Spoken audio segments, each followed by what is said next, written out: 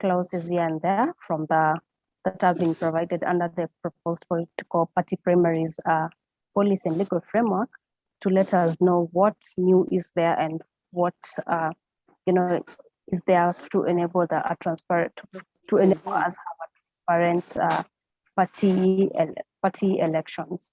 So without so much further ado, I can see we have Mr. Washington Ogwell.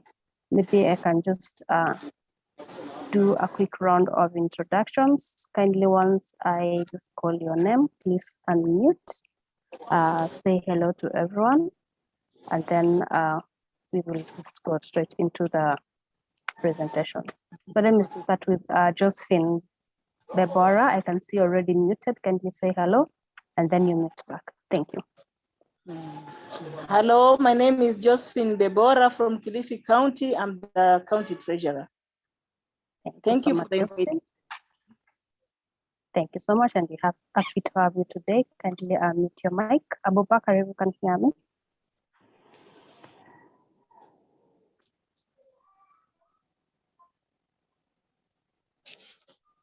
I don't think he can hear us, but we'll come back to him later. Belinda Njua, if you can hear me, kindly unmute and say hello to everyone. Hello, my name is Belinda Njue. I'm from KANU Secretariat. Thank you so much, and welcome to today's meeting. Mr. Aseri Oliver, kindly unmute and say hi to everyone.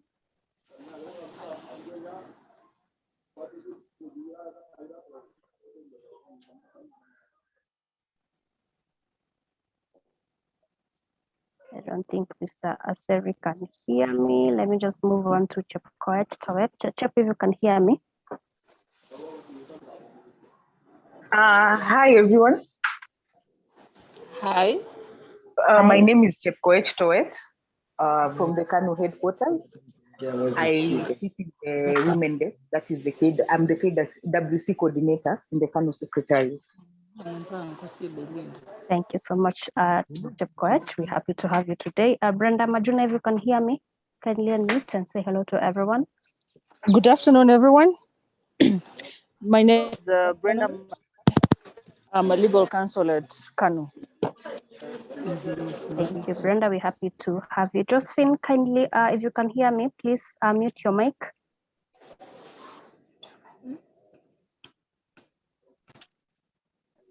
Thank you. Mute, please. You've unmuted. I think you just muted and unmuted. I can see Abubakar is back. Abubakar, kindly say good afternoon to everyone.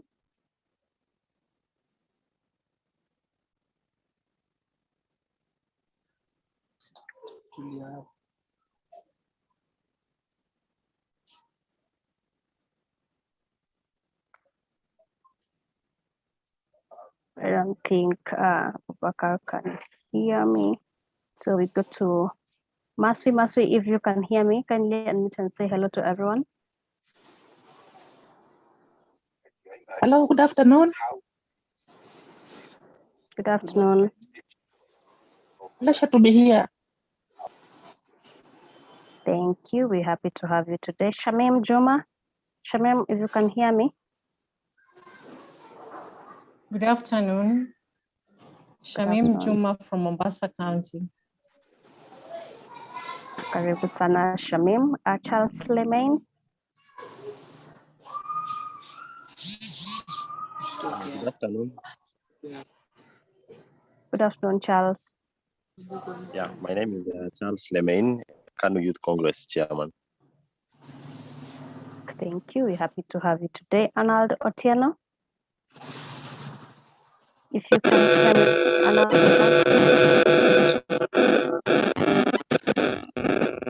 Good afternoon. Good afternoon.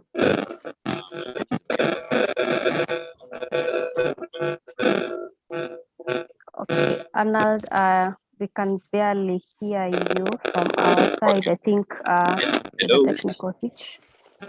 Yes, we can hear you now. Yes, my name is Otieno Arnold. I'm part of the legal. Thank you. Thank you, Arnold. Ruth Bolo. Truth. Hi, Maureen. Ruth Bolo from the KANU. Thank you. Thank you. We're happy to have you today. I can go to Manasseh Nyainda.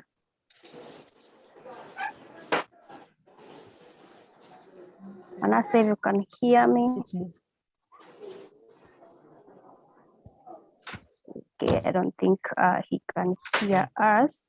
I've just seen Job Walker has joined us, but let me just quickly give Washington.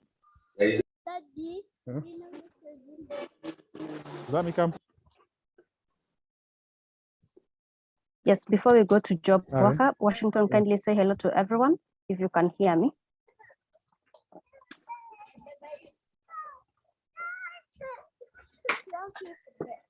I don't think you can hear me. Maureen Wanyonyi.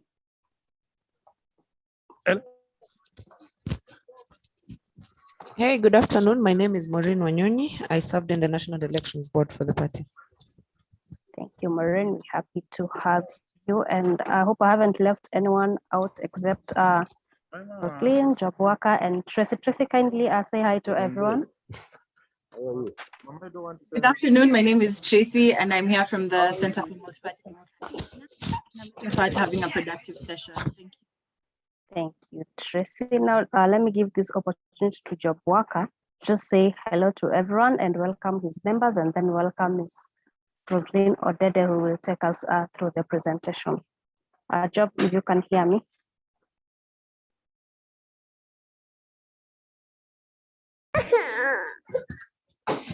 Hi, thank you. Sorry for getting in late. Job Walker is my name, Director Party Organization, also part of the Party Election Board.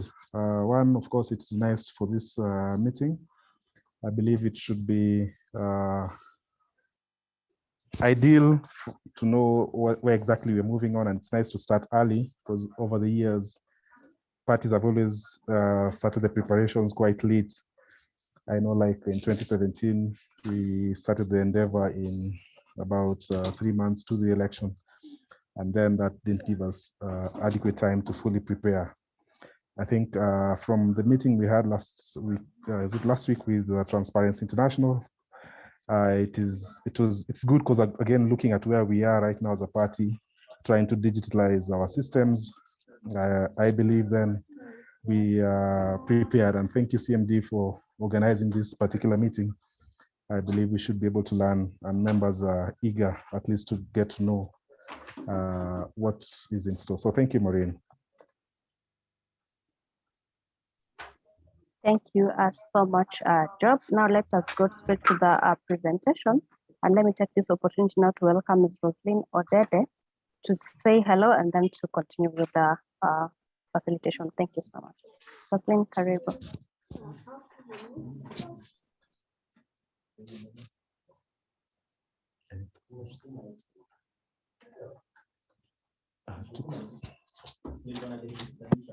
Oh, great. Good afternoon, everyone. Good afternoon, members of the KANU party. And good afternoon, CM.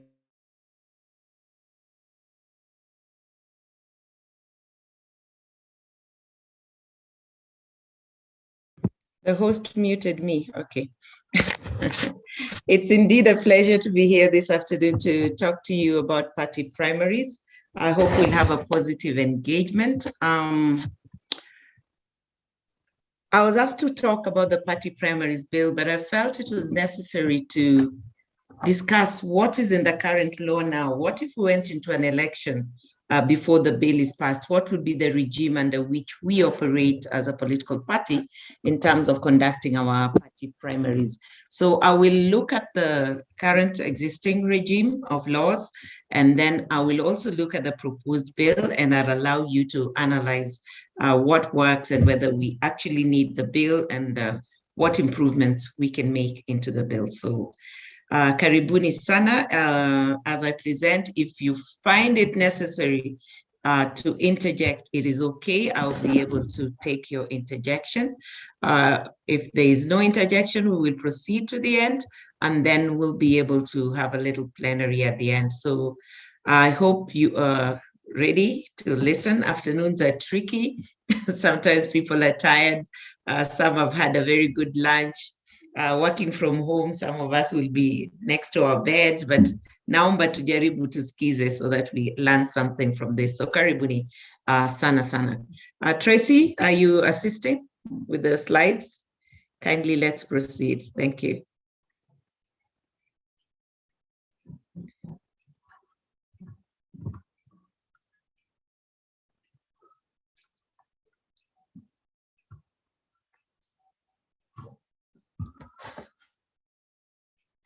Okay, great.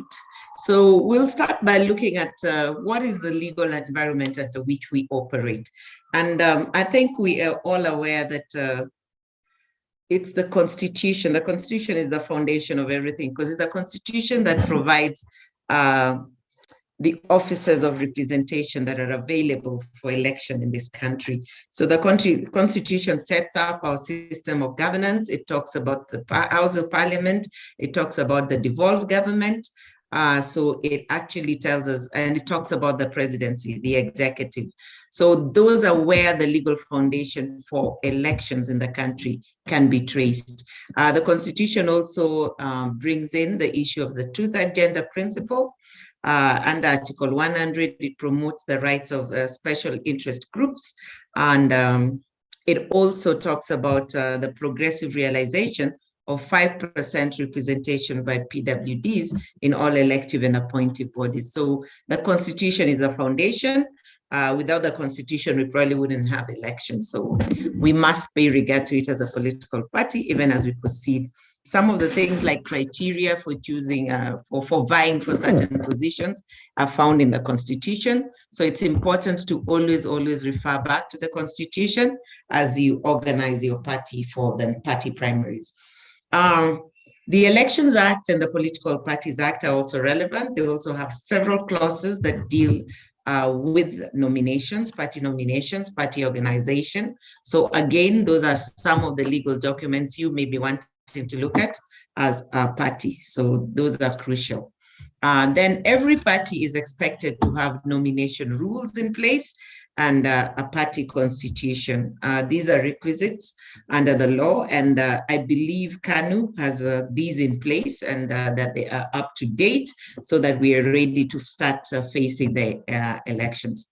And one thing we have to be certain, or we must confirm, is that even as we have our nomination rules, we should assure ourselves that they are not in conflict with existing law. So that's the one thing we really need to be sure of. So to quickly look at the Elections Act, what are the provisions in the Elections Act that are relevant for party nominations?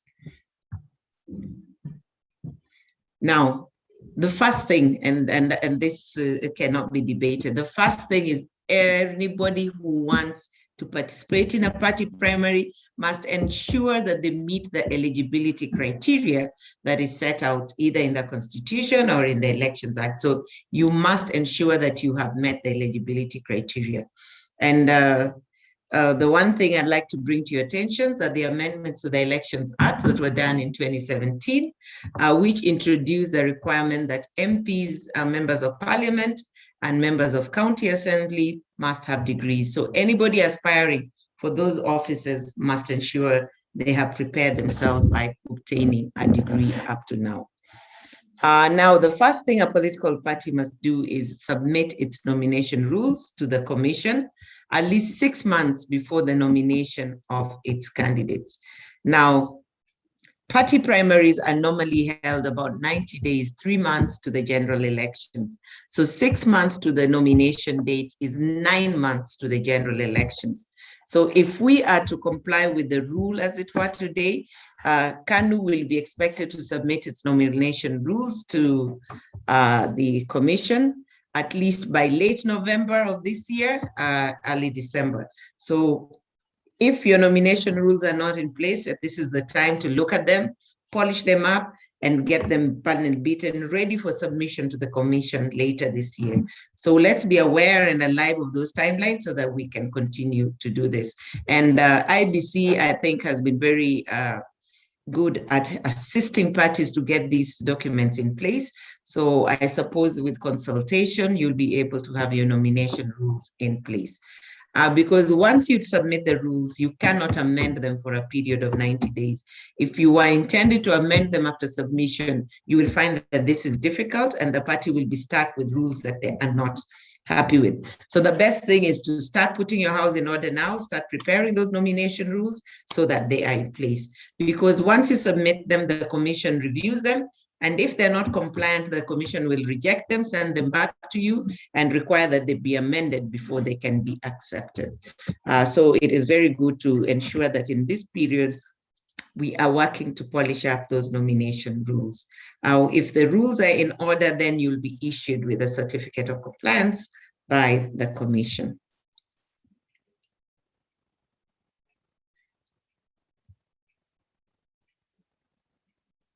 Before the nominations, the commission will issue regulations and guidelines, which they shall publish in the Gazette and a newspaper of wide circulation so that political parties can comply. So the rules can be set by IEBC. Most of the rules normally are around deadlines, dates, and how parties need to operate around their nominations. Now, the one document that a party needs to have beyond the nomination rules is a party register or a party membership list. Parties must ensure that their register is updated, verifiable, and actually something they can use for their party primaries. Party registers are actually a crucial document for political parties. It is not even for your aspirants. Because if a political party does not ensure it has a proper party register, then the party will not be able to ensure that those who participate in its party primaries are actually its members. And if you're not sure that these are your members, you are exposing your party to infiltration by third parties who can come in as spoilers.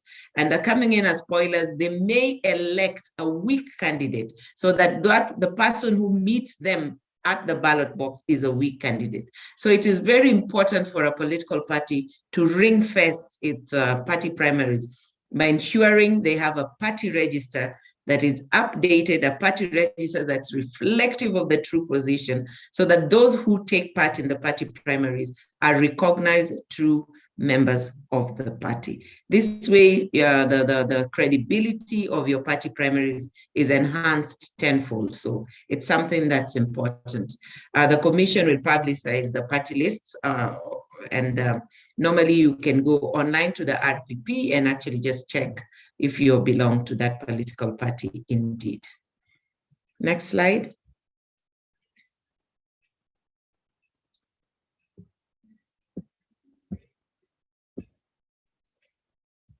Tracy, I can't see your slide.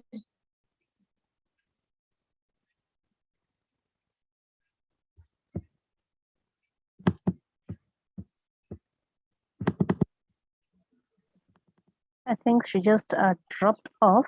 Let me try and she dropped off. Get her back. Okay. Yeah.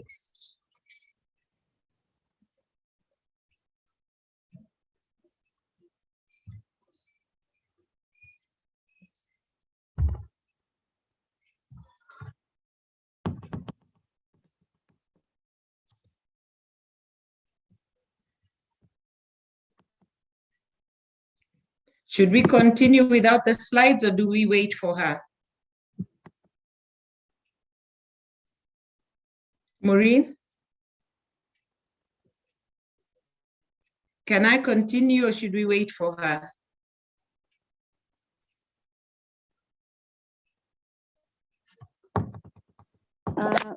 Roslyn, maybe we can continue without the slide. I don't know if you'll be able to continue from your side, but she's logging back in. I can. I just, it's the participants who will be left behind a little, but I can continue. All right. Thank you. So yes, so we've talked about the need for party membership lists and the importance of those lists. Now, the other thing we have to think about and that the law provides for is appointment of agents. Now, a a candidate and is allowed to appoint their agent, and the person must be named and his identity given so that he's given an identity document that he can use to access the polling center. Now, agents is one area that is very crucial, maybe not for a party at the primaries, but for a political party when it comes to the general elections. It's really important to ensure that the party has agents and reliable agents on the ground, because if you don't have reliable agents, then you're not able to document any inconsistencies that are taking place at the polling station, and therefore you won't be able to file a laudable election petition. So the need to have credible, trained, informed, empowered agents is very, very key. Sometimes you find agents there who have no clue why they're at the station. They are just on their phones. They just think it's a day out and they're not really aware why they are there. So it would be important for the party to invest some time, money, and resources in identifying who will be their agents in the 2022 elections and to train them in time. So these are two things that the party must really consider around agents: identification of the agents and training of those agents. Now, when we come to nomination of political party candidates, the law provides that the IEBC shall only recognize as candidates those who have with them a certificate from the party certifying them as the candidate.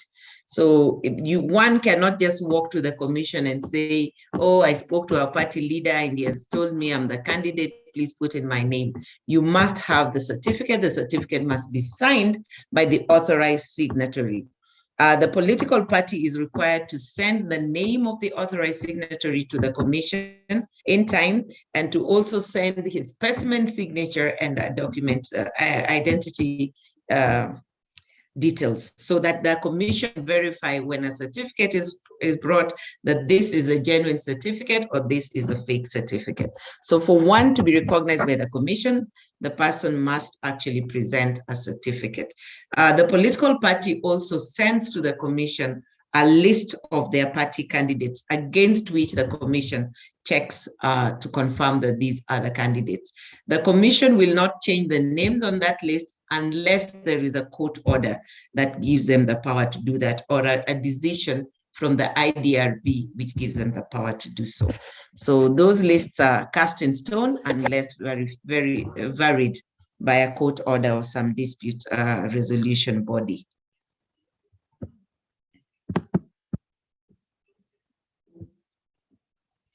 Now, it is required that the political party actually submit to the commission the list of aspirants that will be contesting their party primaries. This must be done at least 21 days before the nomination day. Now, if the nomination days is 3 months to the general elections, then we must be prepared with our list of aspirants at least 3 months and 3 weeks to the general election. At least we all know that the general election shall be held on, is it 8th of August, 2022? So we can always work backwards and count for ourselves as a political party when the deadlines will be. In fact, right now we should have a timeline on the wall just showing by this day we should have done this, by this day we should have done this, so that we are not caught up in what Waka talked about happened to you in 2017, and you're able to meet the timelines and you're able to prepare adequately for the nominations. If you don't prepare adequately for your nominations, you will not be prepared for the general election as well. So I think it's very crucial because it's the election that gives the party the clout it needs to go forward. So I think let's have these timelines marked out, and let's be able to remember the timelines that are given. Now, the list of aspirants is published in the Gazette or in a newspaper of wide circulation by the commission. And once this is done, the list is also cast in stone, and the party should not be able to add aspirants to the list post the gazetting of that list by the commission. Any person who is proposed or named as an aspirant for the political party must be a member of the party. which means that their name must be appearing on the party membership list. So if at the last minute, like some political parties do, you just want to give certificates to third parties who are not on your membership list, it is going to be a problem. These provisions have been added into the law to stop the party hopping that we keep seeing every election. So those who are not on your party list, at the day you submitted that list, cannot be your aspirant. And if they cannot be your aspirant, they cannot be your candidate. And remember, we said the party membership list is being submitted 4 months to the general election. So at 4 months to a general election, no one else can join your party as an aspirant or a candidate because they are not on your party membership list. If they're on your party membership list, then they're welcome. But people coming in to join at that point will not be easy because that is what the law is providing. And if IEBC leads to that, then it will not happen. Now, the other thing that is provided is that a party may request the IEBC to conduct the party primaries on its behalf. And this means that when a party realizes it doesn't have the manpower and the physical resources to actually conduct a party primary on its own, they can actually request IEBC to do so. Now, the law says that when IEBC is requested to do so by a political party, they shall proceed to conduct and supervise the nomination of candidates by that political party. Now, the word shall means it's mandatory. It means the IEBC has no choice in the issue. They must conduct that primary where they are requested. Now, what happens is the party must subsidize the IEBC for the cost of that. And although Parliament is also required to provide IEBC with funds to make this happen, but the political party must also subsidize the IEBC. After all, they're collecting nomination fees for this exercise, so they are expected to subsidize.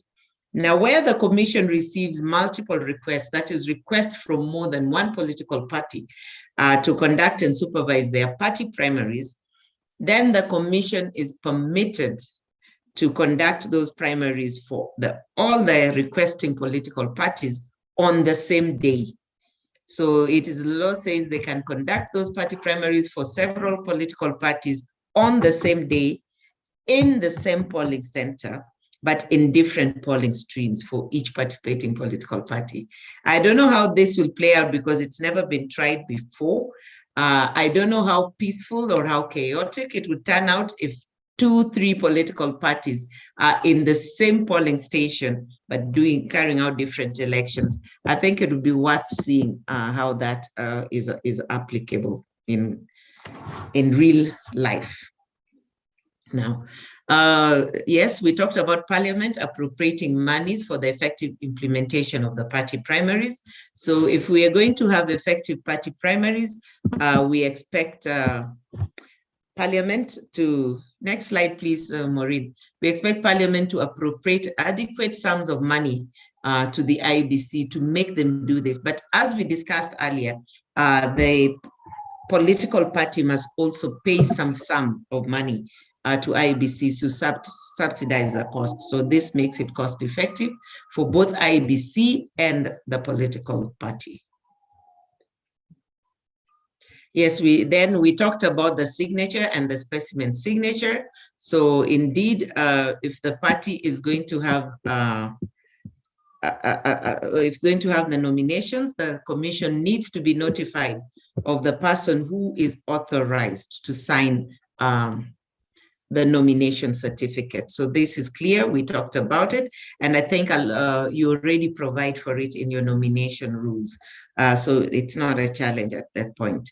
And of course, once there's a signature, it means it must be in writing. So the certificate will be in writing, the signature must be there, and that's the only time that the commission can recognize you as a nominated candidate for that political party.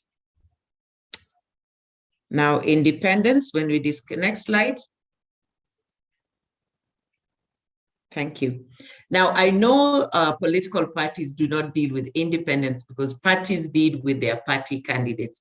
But I found it useful to just mention one or two things about independents to explain whether a political party can take in someone as a candidate who had probably not been a party member, or whether a party member can quit after your nominations and become an independent. So that's the only reason why I'm bringing in the info about the independent candidate to this. Now, an independent candidate is expected to submit their symbol to the IEBC at least 21 days before nomination day. Now, at least 21 days before nomination day. Now, parties conduct their primaries 3 months to the election. So this means 3 months and 3 weeks to the general election. An independent should already have declared themselves an independent. They should have approached the IEBC. They should have identified their symbol so that they are in sync with the IEBC, that they are going into the election as independents. So this is way before party primaries. So it means that it is impossible for someone to meet this condition and at the same time go back and vie as an independent. So once someone does this, then they are definitely not on your party register, because again, the law provides that for one to vie as an independent, they should not have been the member of any political party or have been on the party membership list of any political party as at 3 months to the general elections. So if the nominations are held on the 90th day, which is 3 months to the general election, then independents are clearly locked out. So we now, with the amendments to the Elections Act, we have a situation where it is not possible for an individual to come and participate in your party primaries and then run back and become an independent. It's going to be very difficult to comply with the timelines that are in there. So we are looking at a situation where one decides for themselves, I'm going to be an independent way early. They register from a political party if they were ever on that register, and they immediately decide to be independent. So this is supposed to address party hopping, and these are some of the amendments that were brought into the law in 2017, but application was delayed to 2022. So we hope to see its application in this next election. Next slide. And next slide.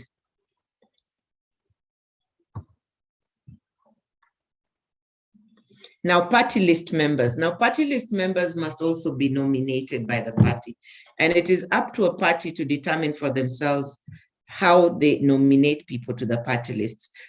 So far, none of the political parties actually hold primaries or an election to identify people for their party lists. And they have just internal processes, some which are scientific and some which are in recognition of what service the person has rendered to the party in developing party lists.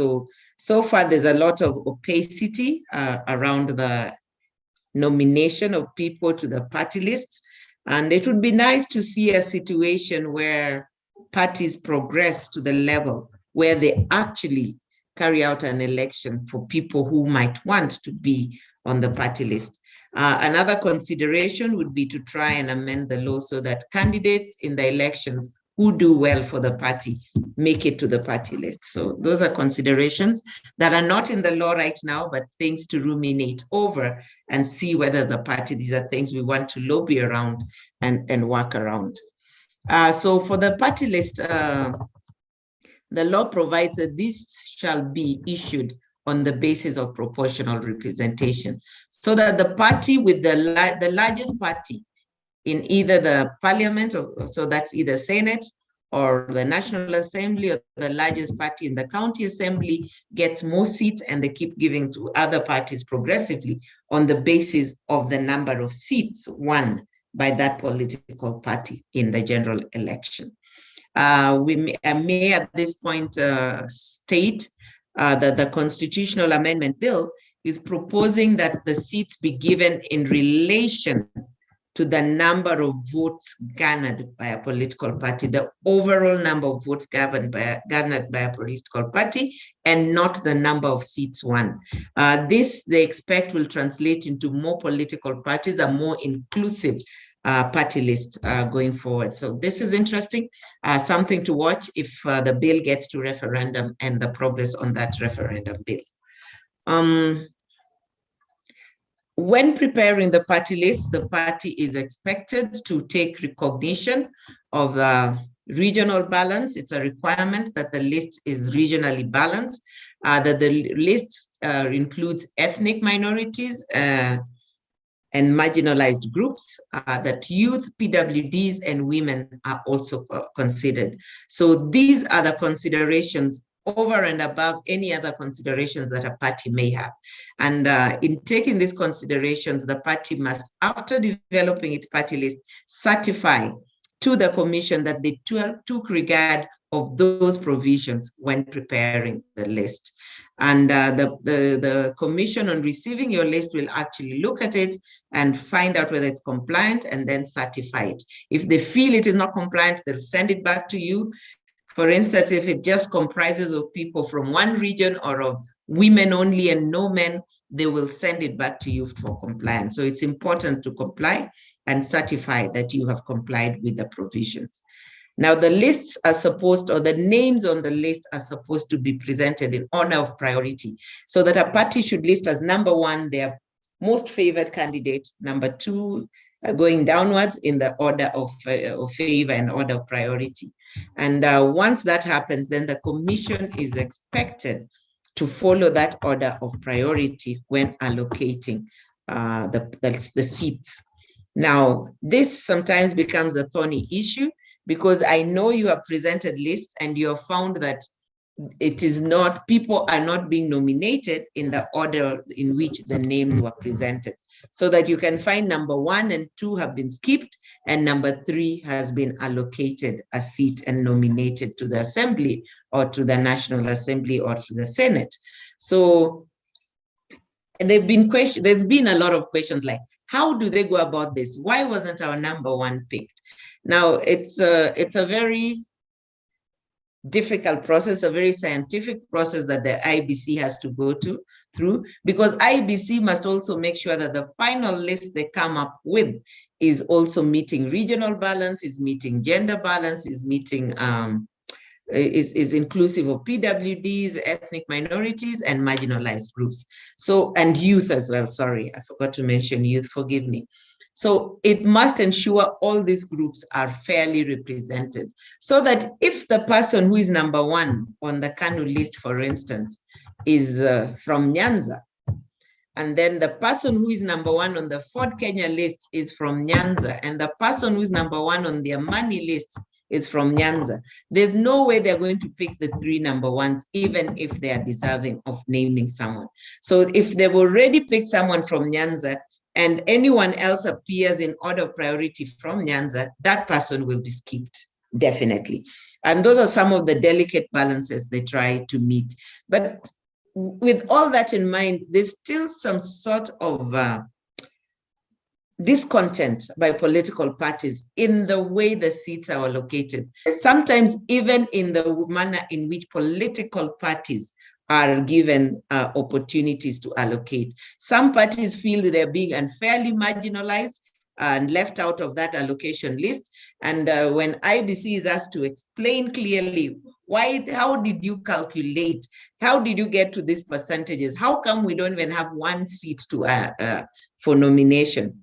They will give a very opaque answer, and they will never come out clearly to explain to the political parties what is happening. So this is one area I think political parties need to pay a lot of attention to. This is one area I think there should be great engagement with the IEBC, and not just as an individual political party as KANU. I think there should be a joint rallying of interest around this matter, and actually engage IBC well before the elections that are coming up next year, so that it's agreed and known on what is the exact formula. So that even when you're preparing party lists, it's I think it's really sad when your number one is left out. That number one feels very, very marginalized for the rest of the term of that parliament, because they feel like this was my time, my party nominated me, and I was left out. So it would be crucial and important for your political party and other political parties, maybe using the political party liaison committee to articulate these issues and actually just come to an understanding on how the mathematics is going to be worked out, so that even by the time you're preparing your party lists, you can work out arithmetically, if you put me at number one, am I really going to get it, or is it a waste of a slot, so that we are aware of what we are doing. I think the other thing that would be important is to ensure that you can negotiate, that there be an opportunity to look at the list, the proposed list that IEBC comes up with of the people to be nominated to parliament before they gazette the list, so that you have an opportunity to interrogate it. Because once it is gazetted, it is too late to be interrogating that list. It will now require a court process. So I think this is one area. If the political party leaders are here, I think we need greater engagement with IEBC so that we are on the same page in terms of how they will allocate those seats, so that when we are preparing a party lists, they are compliant and there's a high likelihood of being picked. So let's take note of that. Next slide, please.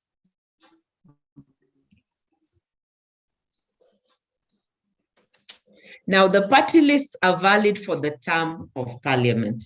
So a party cannot change the party lists halfway through the term of parliament. Once you present them at the beginning of the election, they will stay cast in stone like that until the term of that parliament ends. So that if we put in a party list for 2022, it will stay in situ, it will stay in place until 2027. It will not be changed. So we must be sure that the list appears to be the way we want. There must be proper negotiation and agreement on to whose names go into that party list. Now, anybody who is a candidate cannot be on the party list. Anyone who is a candidate cannot be on the party list. This is a provision that has been deemed very unfair by a lot of candidates, because the candidates actually spend a lot of time and money and effort in promoting the party and participating as a candidate. And then if they lose, God forbid, but if they lose, then they are just left out totally. They do not have an opportunity to even be nominated by their party as a form of asante for having tried to be part of the party. I think this is very marginalizing of those who take up positions as candidates. And this has sometimes influenced certain people not to participate as candidates, but to try and get onto the party list and hopefully get nominated. So I think this is one area where we can probably start lobbying for change. You have representatives in parliament. This is a piece of law that you can actually lobby to change, because I think it is not, it's not being very kind to those who participate as candidates. Locking them out is a form of discrimination, to my thinking.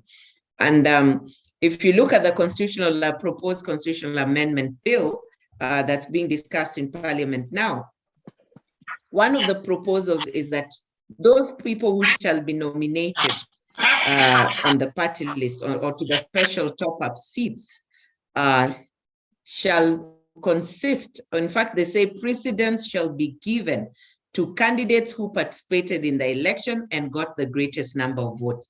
So you can see that the constitutional amendment is already ahead of us in that line. They are actually recognizing that candidates need to be rewarded to an extent, and they actually say that precedence in terms of top-up for special seats shall first go to candidates and then to the people in the party list. So I think that's it's a law that is, we don't have to wait for the constitutional amendment bill. We don't know how its life will progress, but I think we can start lobbying for amendment of this particular law that says candidates cannot be nominated. And this is a quick amendment. If you want it, it can be pushed before the next election so that people can benefit around it at the next general election. Anybody who is going to be nominated to the party list must be on the party membership list as at the time the list is submitted.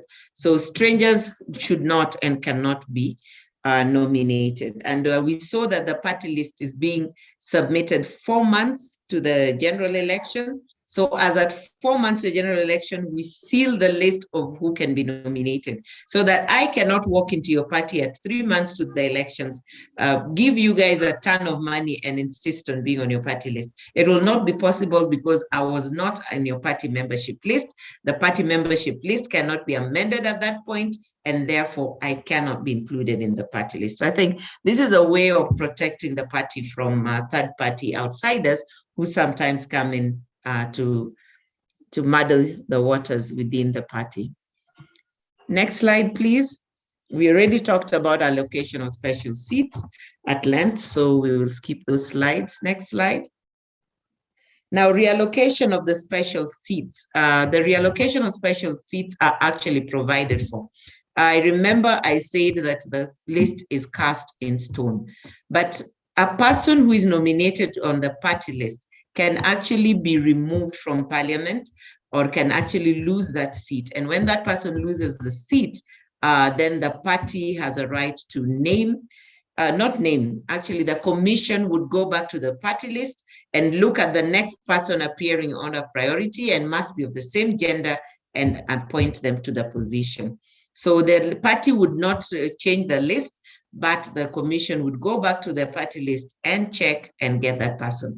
Sometimes the vacancies arise from death, or someone withdraws from the party list or changes parties, resigns, or gets expelled. So when any of those events happen, there's a vacancy, and the next person appearing in order of priority in the party list gets the position.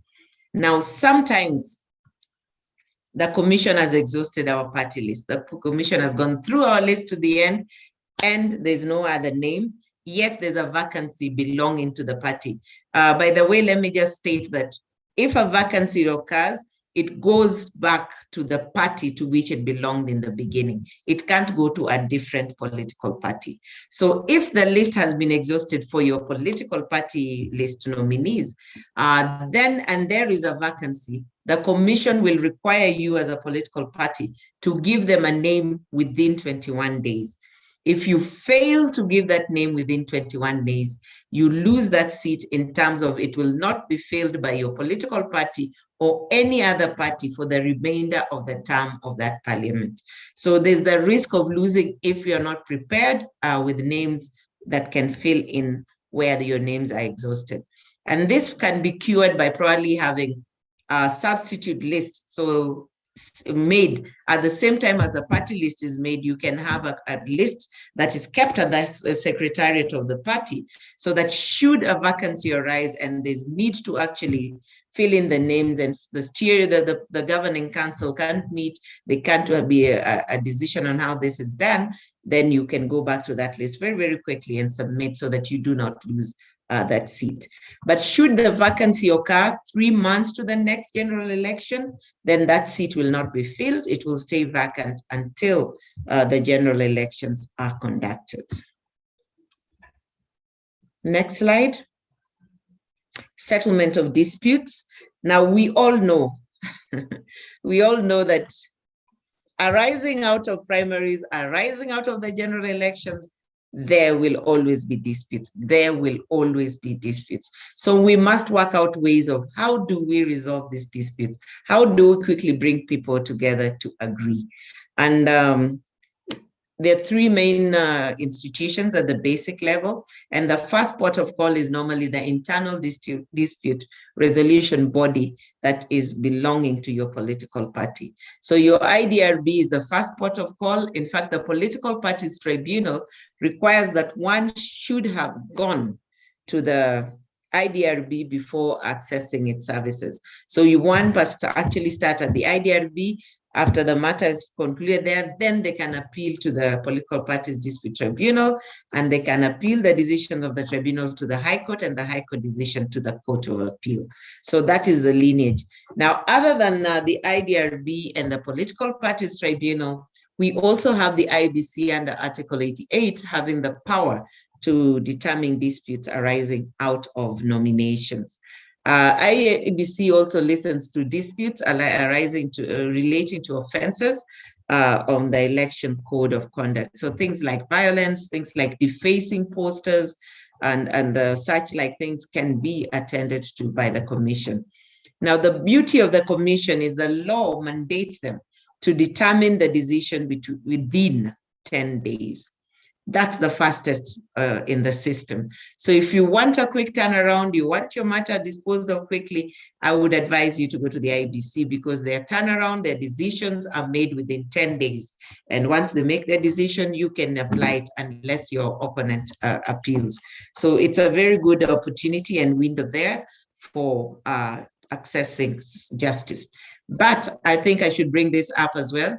The Constitutional Amendment Bill proposes to take away this role or mandate from the IBC. So it's proposing that the IBC will no longer hear election disputes of any kind, and so that the commission can concentrate on planning the general election. So if the draft constitutional if the constitutional amendment bill goes for a referendum and passes, then this right will have been taken away, and you'll be left just with the IDRB and the political parties tribunal, and then the courts to administer, to settle disputes that may arise.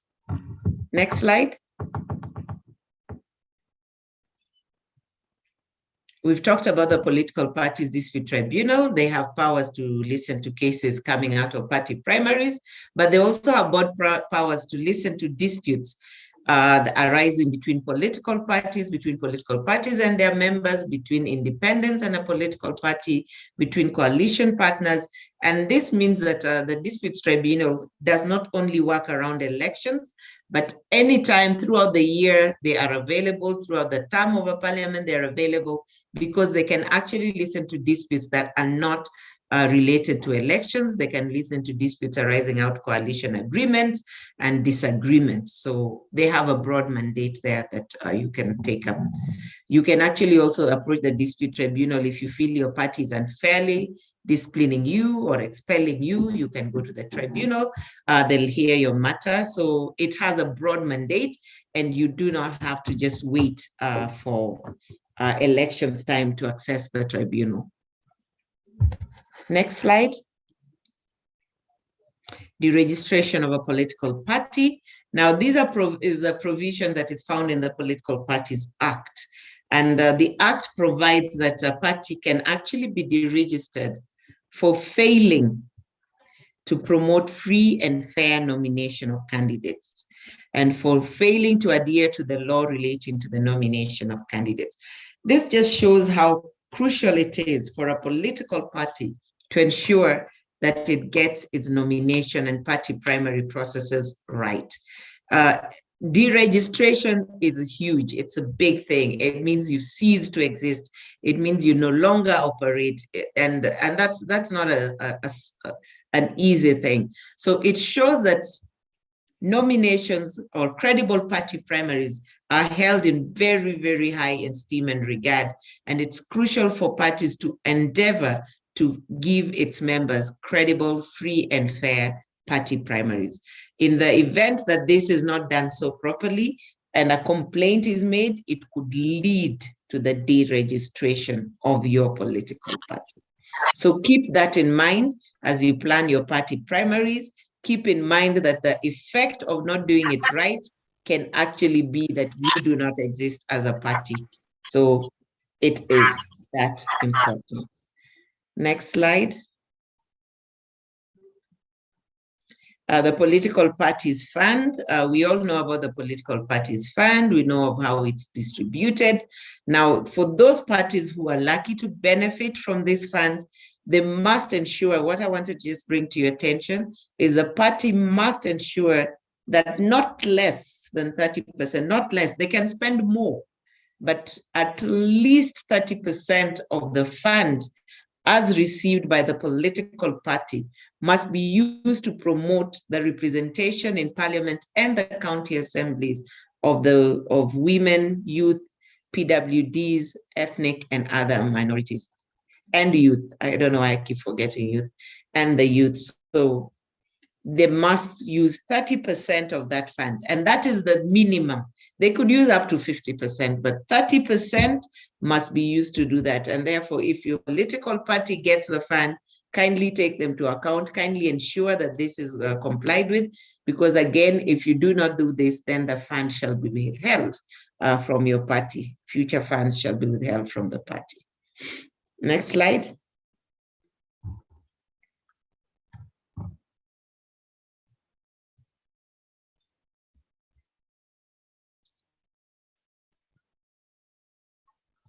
Next slide, please.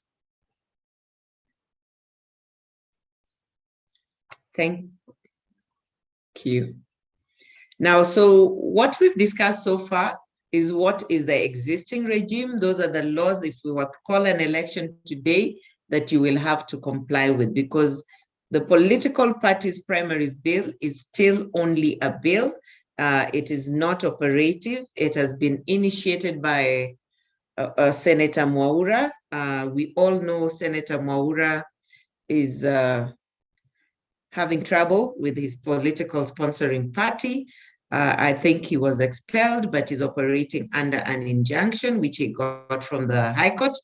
So the life of this bill is also hanging on a balance, because if Senator Mwaura doesn't find his way back to the Senate, then the life of this bill might just come to an end. But we are doing this for awareness, so that in the event that it actually comes to be debated in the House, we are aware that this is the bill, and we start taking positions on how we will engage that bill. So, Tracy, if we can just go backwards one slide. Now, the political parties primaries bill is something we've discussed before. It was before us last year. The bill that we discussed last year had a lot more flesh than the bill that has found its way into the Senate, but it's the bill, so we've got to look at it as for now. So one of the things that the bill does is it provides for organs that a political party must have in place before it can conduct party primaries. And the organs are the governing council, the elections board, and the internal dispute resolution board. Those are the three organs that must exist in a political party. And then as the fourth condition, it provides that a political party must name the person responsible for signing the nomination certificates and provide his identity details and specimen signature to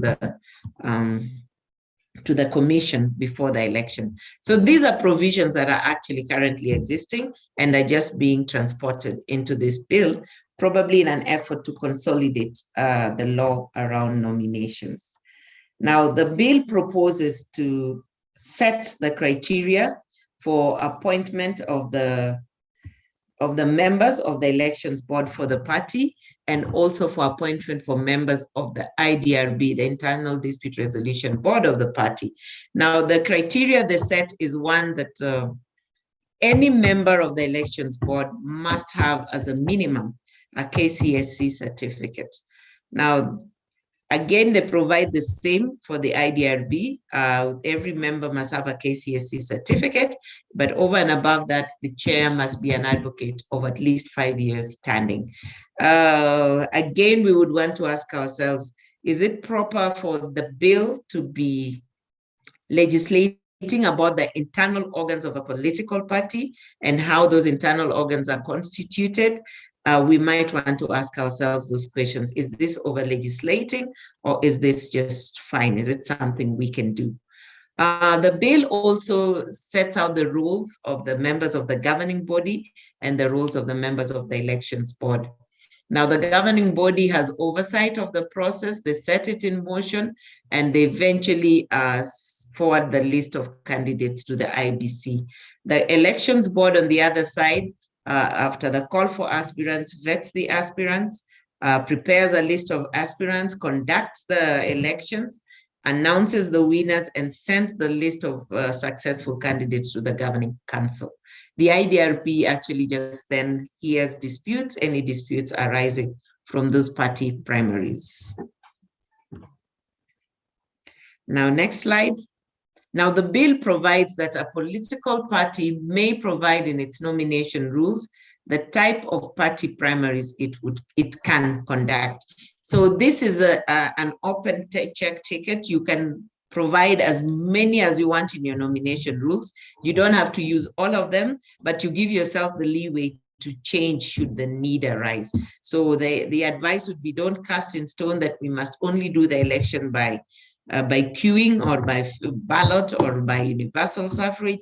Give yourself as many options as possible so that you are able to decide for yourself what kind of party primary you want to conduct. Now, the other thing is the date of party primaries. And this is a new provision in the bill. It doesn't exist in the current law. In the current law, it is up to the political party to determine on what day it wants to hold its party primaries and then inform the commission. Now, in this bill, it is proposed to take away that power from political parties and give it to the IBC. So it's the IBC that shall decide the day or dates on which parties shall hold their primaries. And once they decide, they shall publish the schedule, and political parties must comply with that schedule. It is also proposed that that day shall be a public holiday.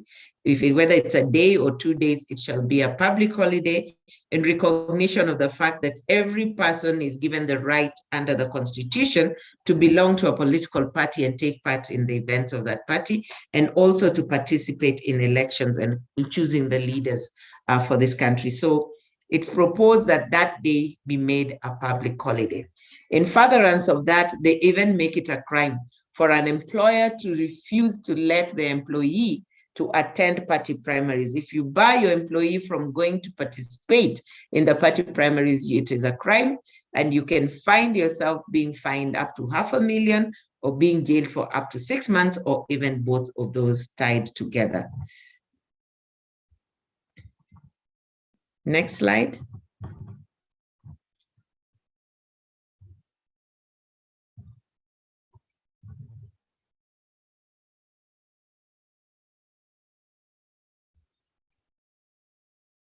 Have you skipped a slide, Tracy?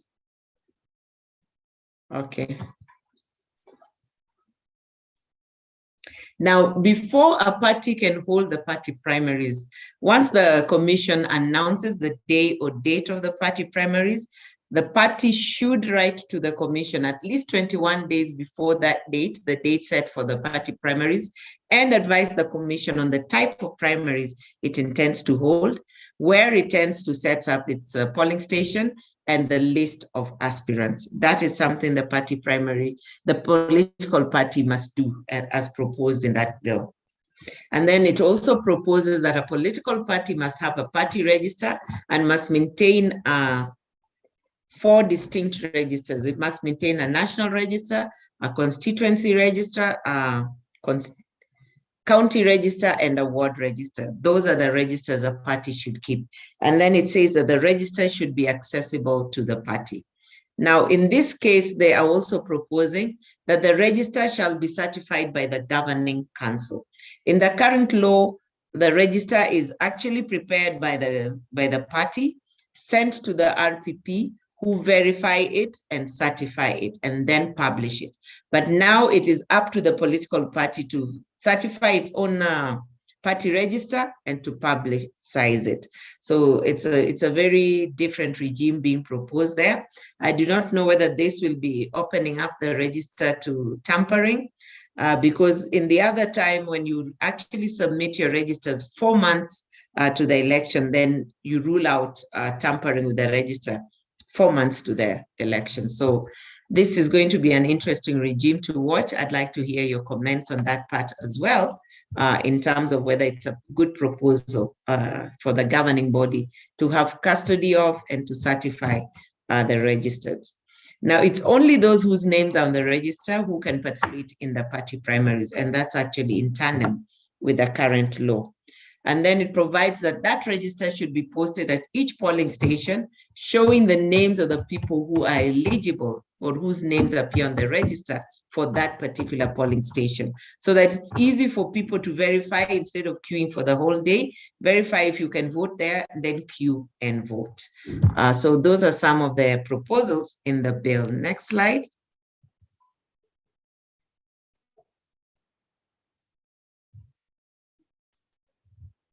Now, where a party proposes to vote by delegates, again, the commission would require the political parties to forward the list of delegates to the commission in good time, and to confirm that the delegates have been appointed in compliance with the provisions of the party constitution or nomination rules.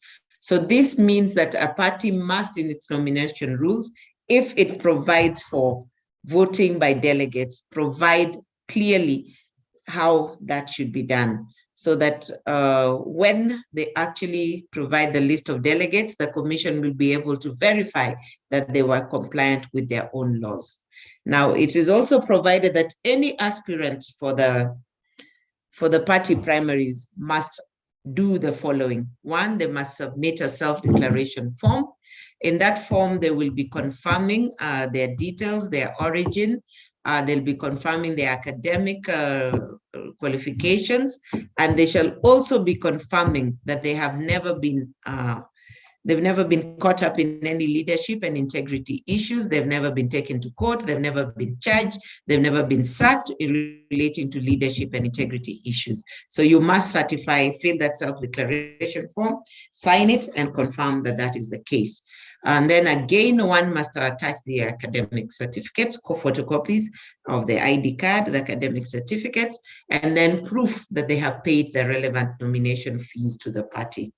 Now, this is what the law provides. Now, a political party can actually decide to ask for more than what this provides. So you can actually say, to do this, you must be a gold member, or you must be a silver or platinum member. You can set more provisions. You can also say somebody must show that they have been active in the party. Whatever other criteria and conditionalities and documentation you want an aspirant, a prospective aspirant, to provide, you can provide for it in your nomination rules. So I think that can be expanded.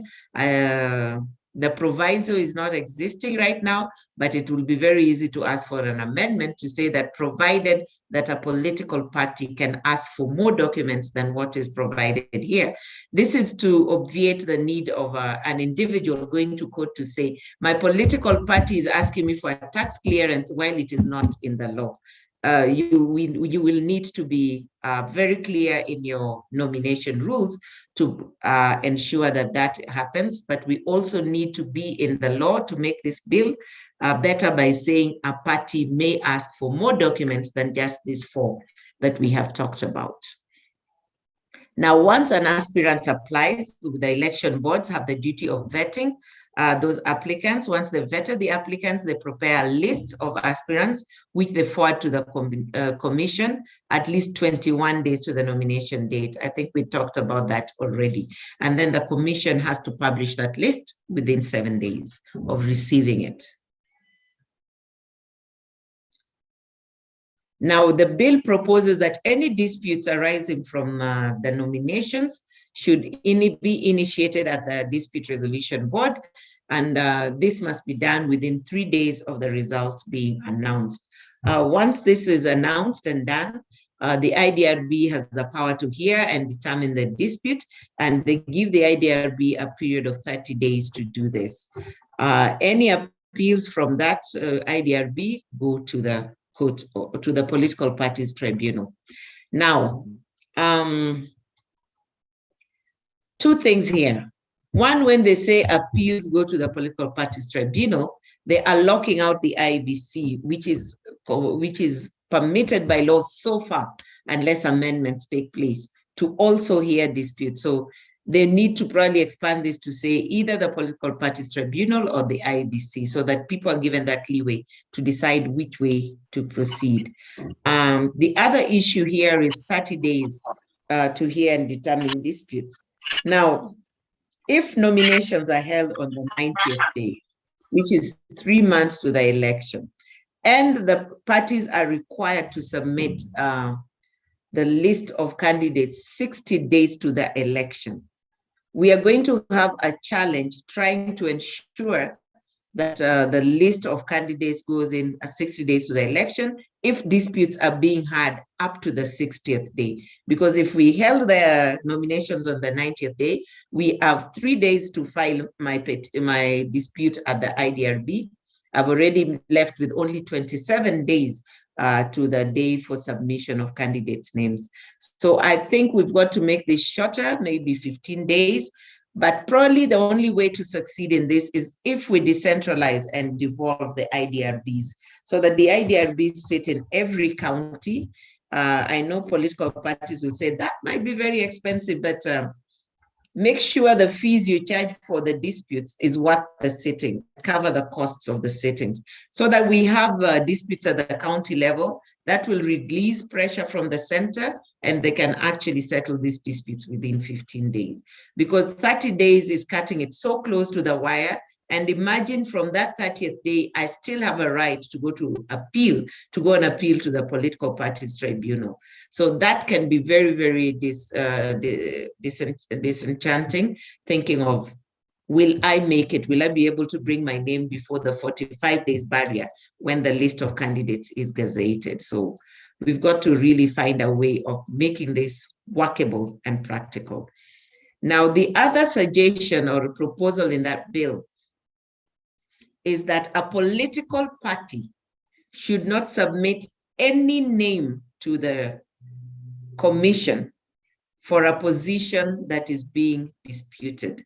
So if anybody files a dispute before their IDRB, and then probably it's decided and they still go to the political parties tribunal, and it has not been finally decided, and they have still got an opportunity to go to the High Court and then to the Court of Appeal.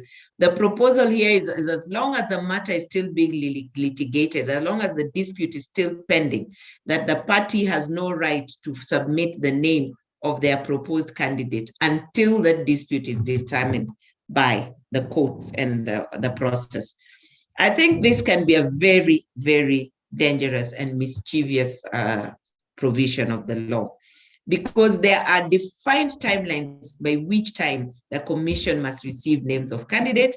There are defined times by which the commission must gazette the names of candidates. The commission has to go on and print ballot papers. So if we are to wait, and these deadlines are already 30 days at the IDRB, we go to the political parties tribunal, it's another 10 days, I go to the High Court.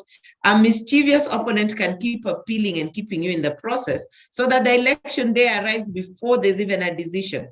Now, what happens in that case? Does it mean that your political party will not have a candidate for that position because it could not file a name as long as there's a dispute? Does that then disenfranchise the party from having a candidate for certain positions? Can a mischievous party sponsor someone to dispute the election and keep it going through the legal process until the election is over to disenfranchise your party?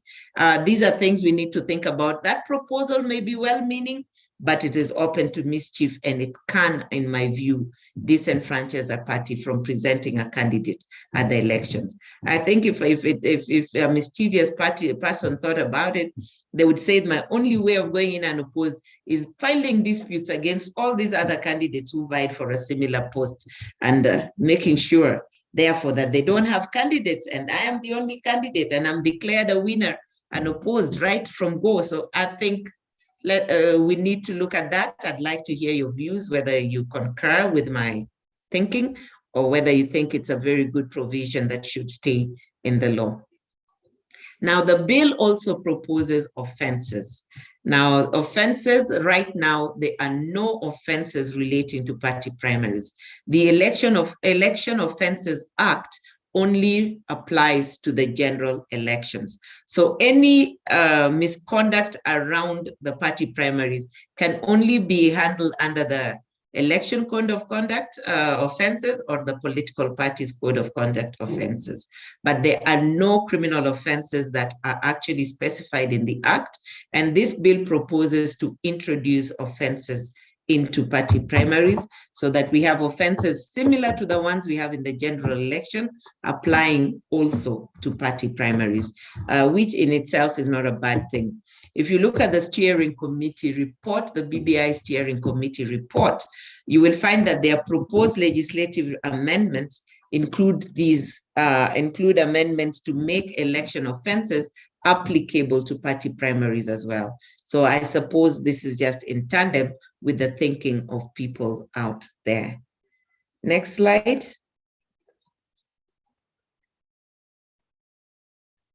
Now, these are miscellaneous provisions that are in the bill. And one of the things they provide or propose to enact is a cap on the amount of money a political party can charge as nomination fees. So they say you can charge anything, but it must not exceed these figures. So for president, it should not exceed 1 million Kenya shillings. For governor, it should not exceed 500,000 Kenya shillings. For member of parliament, which is Senate and the National Assembly, it should not exceed 250,000. And for member of county assembly, it should not exceed 50,000.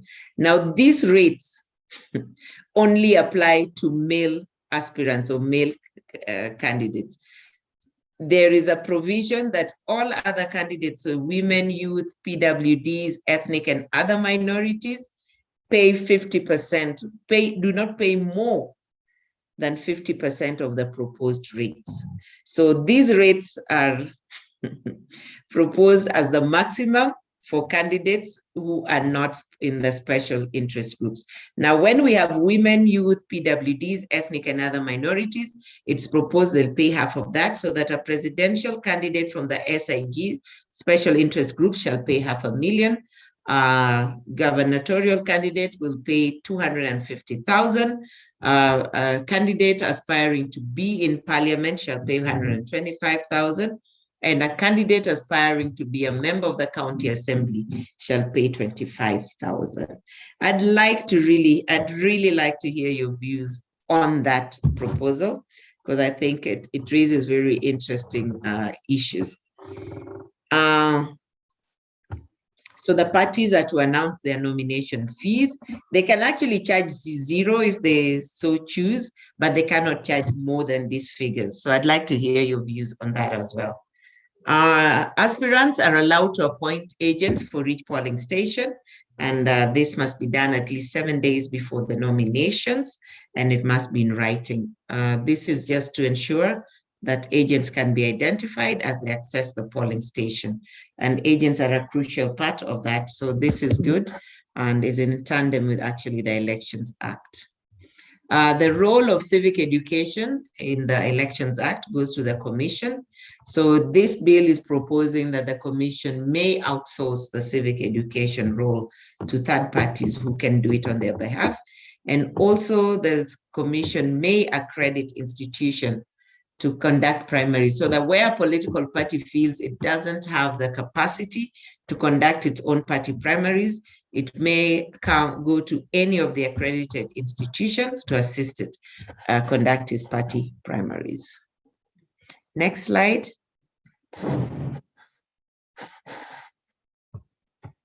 Now, in part of the miscellaneous provisions, they bring up affirmative action, and parties are being asked to set up affirmative action policies to promote inclusion or special interest groups.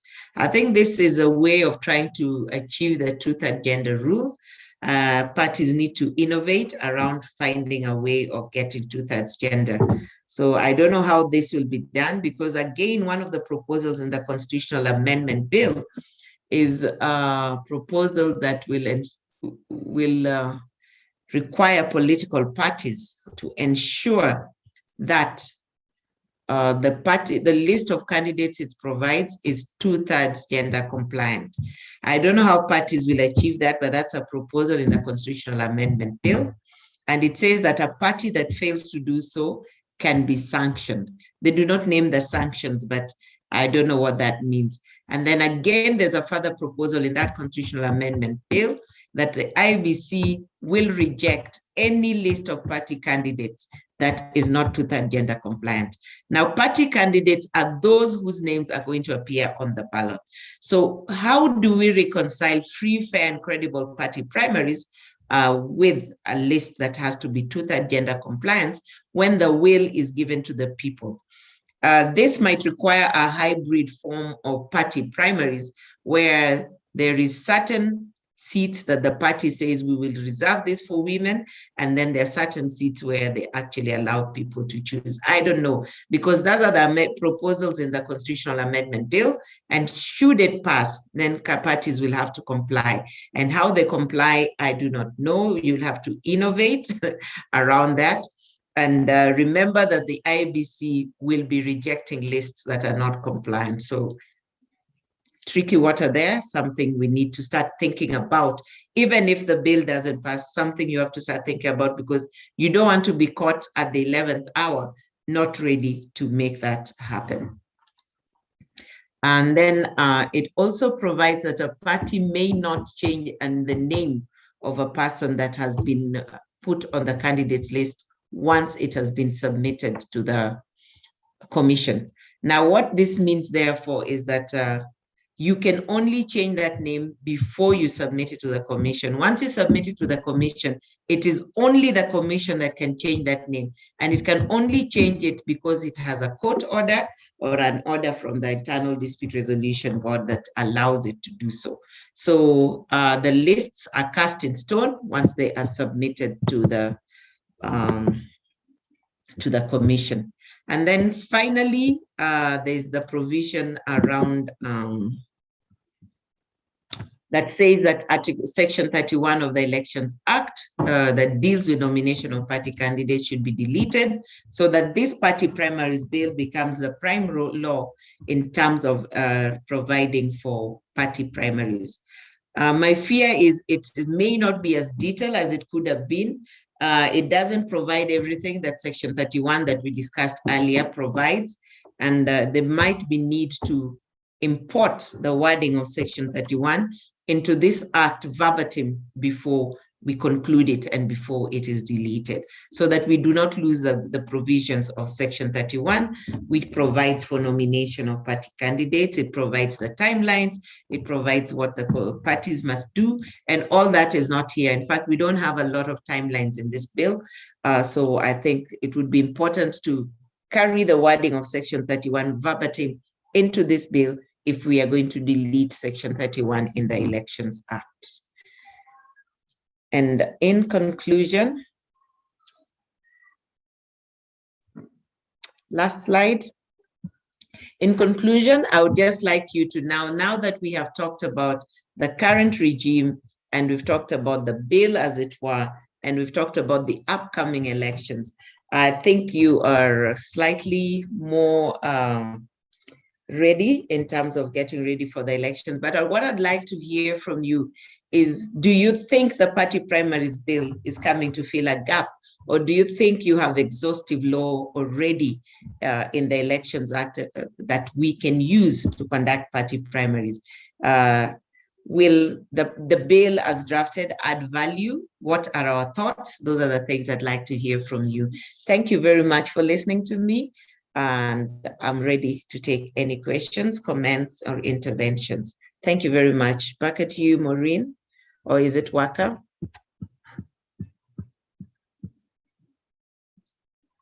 Thank you, Rosalind. Maureen, do I go ahead? Yes, go ahead, Waka, please. Okay. Rosalind, thank you for the presentation, quite elaborate. A couple of things that, of course, I've noted and maybe might bring to fore some of the questions that members would want to put up front. One, let me start with figures. I like numbers. The nomination fees. There's a thinking that, this is through experience. There's a thinking through experience that you get presidential candidates who are jokers. Case in point, we had one in 2012, 2013, a gentleman who came and was willing to pay that 1 million shillings. He had not, of course, he was not our member, but we don't know where he came from. But he was willing to pay that amount. So sometimes the reason why political parties, and of course now us as KANU, would tend to put a higher fee maybe for a presidential candidate is one, to cut down jokers, and just to cut down on people who sometimes are sent to interfere, let me use that word, with some of the primaries or the nominations. So that's one. So I don't know what informs that amount or the ceiling, which is okay for, let's say, for a governor position, MP. We've always played low, but I don't know what informs the ceiling for the presidential candidate. I think for political parties, we should be allowed, at least for that particular level, that highest office, this guy should be able to, because if he can't give us 5 million shillings, why should he be our presidential candidate? And there are many things that would go into just trying to facilitate that. Then the next is, of course, the disputes. The mechanism around it. I think the law is clear, but the mechanism around it also, if we have to take it down to let's assume to the county levels, and even let's say to the sub-branch. So we start with the constituencies, then come to the county, from the county up to the national level. And then again, the fee that we would charge, guys would go to court and say, because I remember our case scenario was from our part, we were told that we've charged this, we put an exorbitant fee so that people cannot be able to appeal.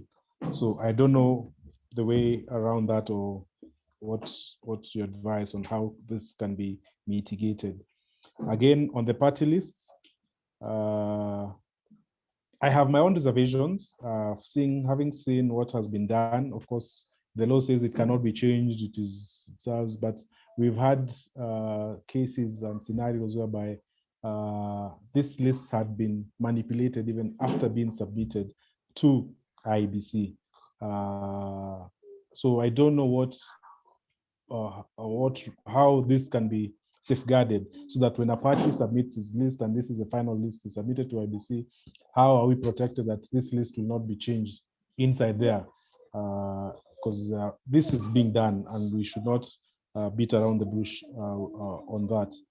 And then, of course, on agents, there are some, so of course, I'm seeing Madam Chania, who's an aspirant, would argue that, of course, one, you're only allowed two agents who are basically the party agents.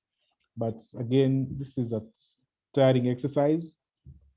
I think the law should be flexible enough so that at least if a candidate, especially let's say, for example, Senate or gubernatorial candidates, they should be allowed at least also to have an agent or two in those particular polling stations, so at least to be able to help the agent to, because if the agent is doing both, is taking care of presidential, governor, senate, and all that, MPs, so it becomes a bit, it's a tough job.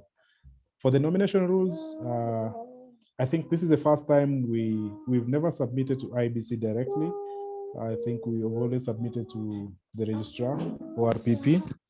I've never seen a certificate being issued to say that the nomination rules comply. This is, but anyway, I don't know if this is taking place. But you'll have to expound and let us know exactly, because we know we are supposed to submit to ORPP, and then ORPP I think has always been transmitting the same to IBC from where I sit. And then of course, would like a discussion whereby Corona has taught us a couple of things, and that's one of the things that we're trying to see as a party. How do we transmit certificates electronically to IBC, to the returning officers, or maybe to IBC, yeah, basically to returning officers, so that if someone, Chania has been nominated, she's our candidate for this particular seat, her certificate, she doesn't have to come and take it from the HQ or from Kiambu in this case, but it can be sent directly, so that at least that also gives it authenticity to that, on that regard. The other thing I think I noticed was the self-declaration form. Of course, we have too many problems with that, because that thing you just just fill in, and the discussions right now are should be between political parties, IBC, EACC, DCI, and all those guys, so that at least guys don't just fill in that form and then it's stamped by those guys who sit at the anti-corruption offices during when primaries start, or when people are about to start submitting papers, because you end up getting papers stamped or self-declaration forms which have been commissioned by even guys who are not commissioned of oaths.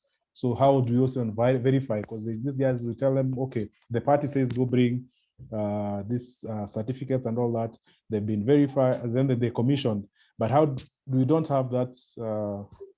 What do I say? We don't have the mechanism to be able to also to verify that the authenticity of one of the papers or two of the commission of oaths and all those things. So I think there must be a way that IBC, ORPP, EACC help political parties to be able to first weed out the dirt before it gets to IBC.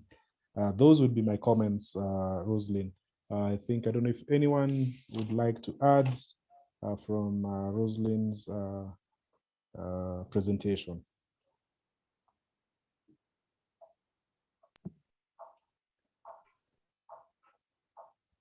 Betty Adera had her hand up. I don't know whether it was in default. Okay, Betty, go ahead.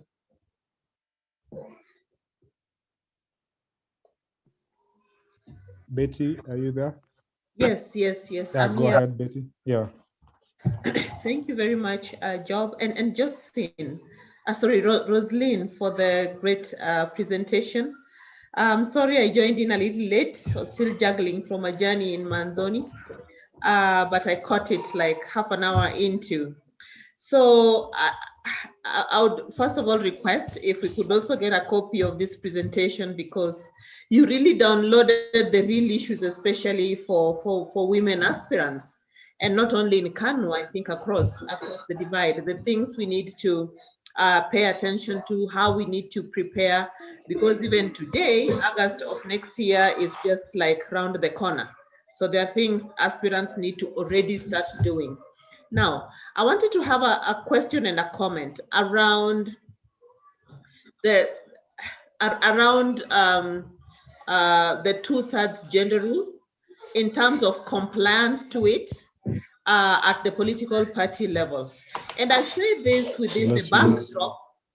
I say this within the backdrop of the fact that we are seeing how the BBI conversation is going, and in the event we go to a referendum and the constitution is revised as is being proposed, there's a huge emphasis here on the 2/3 gender rule.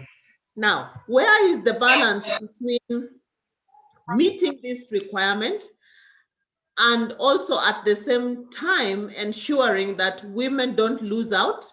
Like, we are not only put to be deputy governor, deputy everywhere, but also ensuring at the end of the day that party can only bring so many women, so many men, but the ultimate goal, the ultimate decision will rest with the people on the voting day, on the ballot day.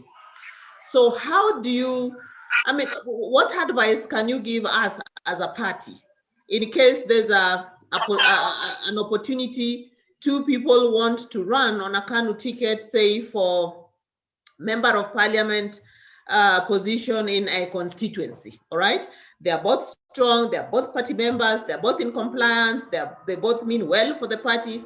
So how will the party take a decision that it is a man, it is a woman, or the other way around? Or are those the cases where you're subjecting us as to, you'd propose subjection to, the party primaries? And of course, we all know how party primaries go across the divide. If we go that way, then of course, we're not going to get as many women as we want to meet that threshold. So could you just speak a little more to that, Rosalind? Thank you.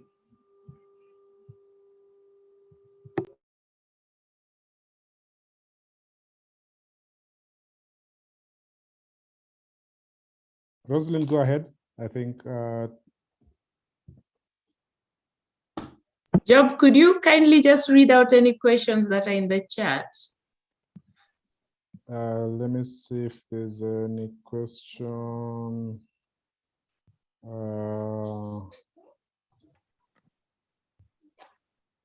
Presentation sent to emails. Thank you, Madam Rosalind. The quantitative and qualitative training in electoral laws. My quiz is it fair or good faith for the party headquarters or any official to request aspirant agent list which or he will pay for?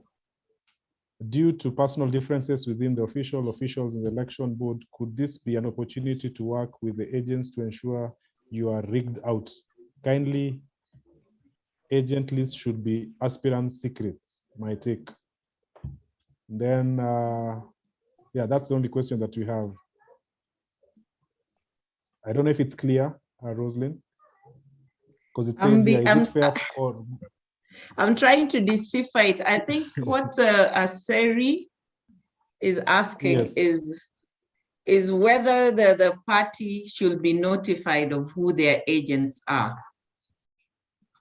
He's trying to say that a candidate should, an aspirant should keep secret who his agents are because I can buy out your agents. I think that's what's being asked. Do you understand it that way, Job? Yes, I do. Okay. Yeah, that's now that's a catch. Yeah, that's a catch-22, Aseri, because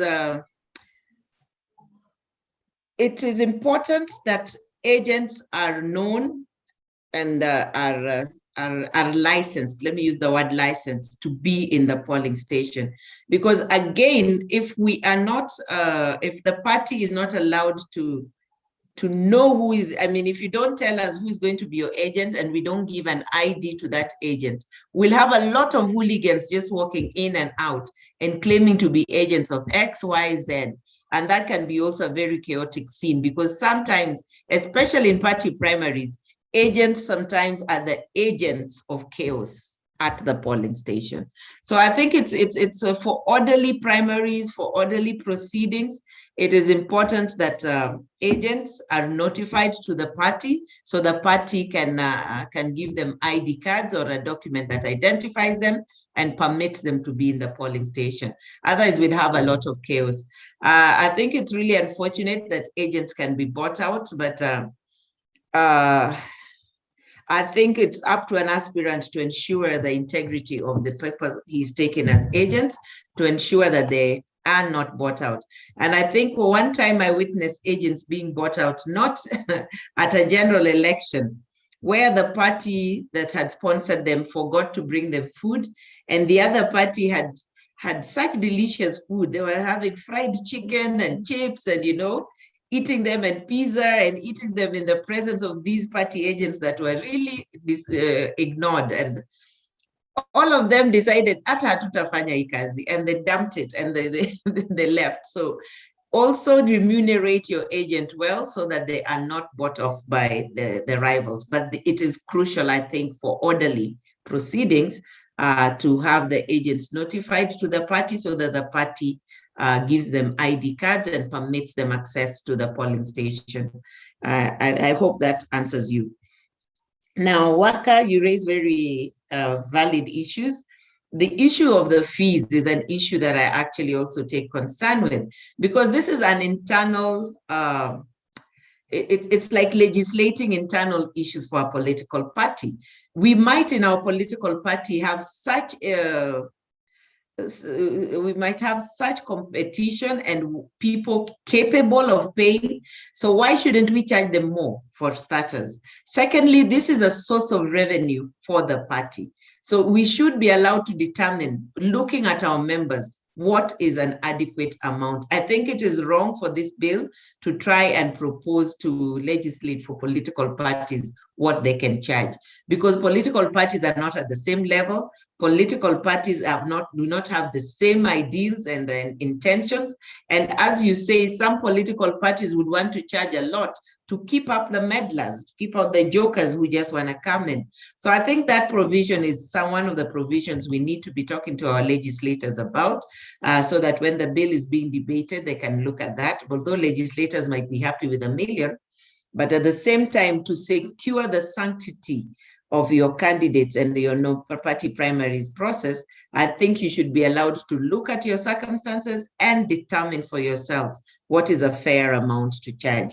I think even the discount being given there across the board may not be quite justified, because you may want to put criteria that we will give to deserving applicants a discount. I mean, it may not have to be across the board, because not all let me use women, not all women aspirants are unable financially.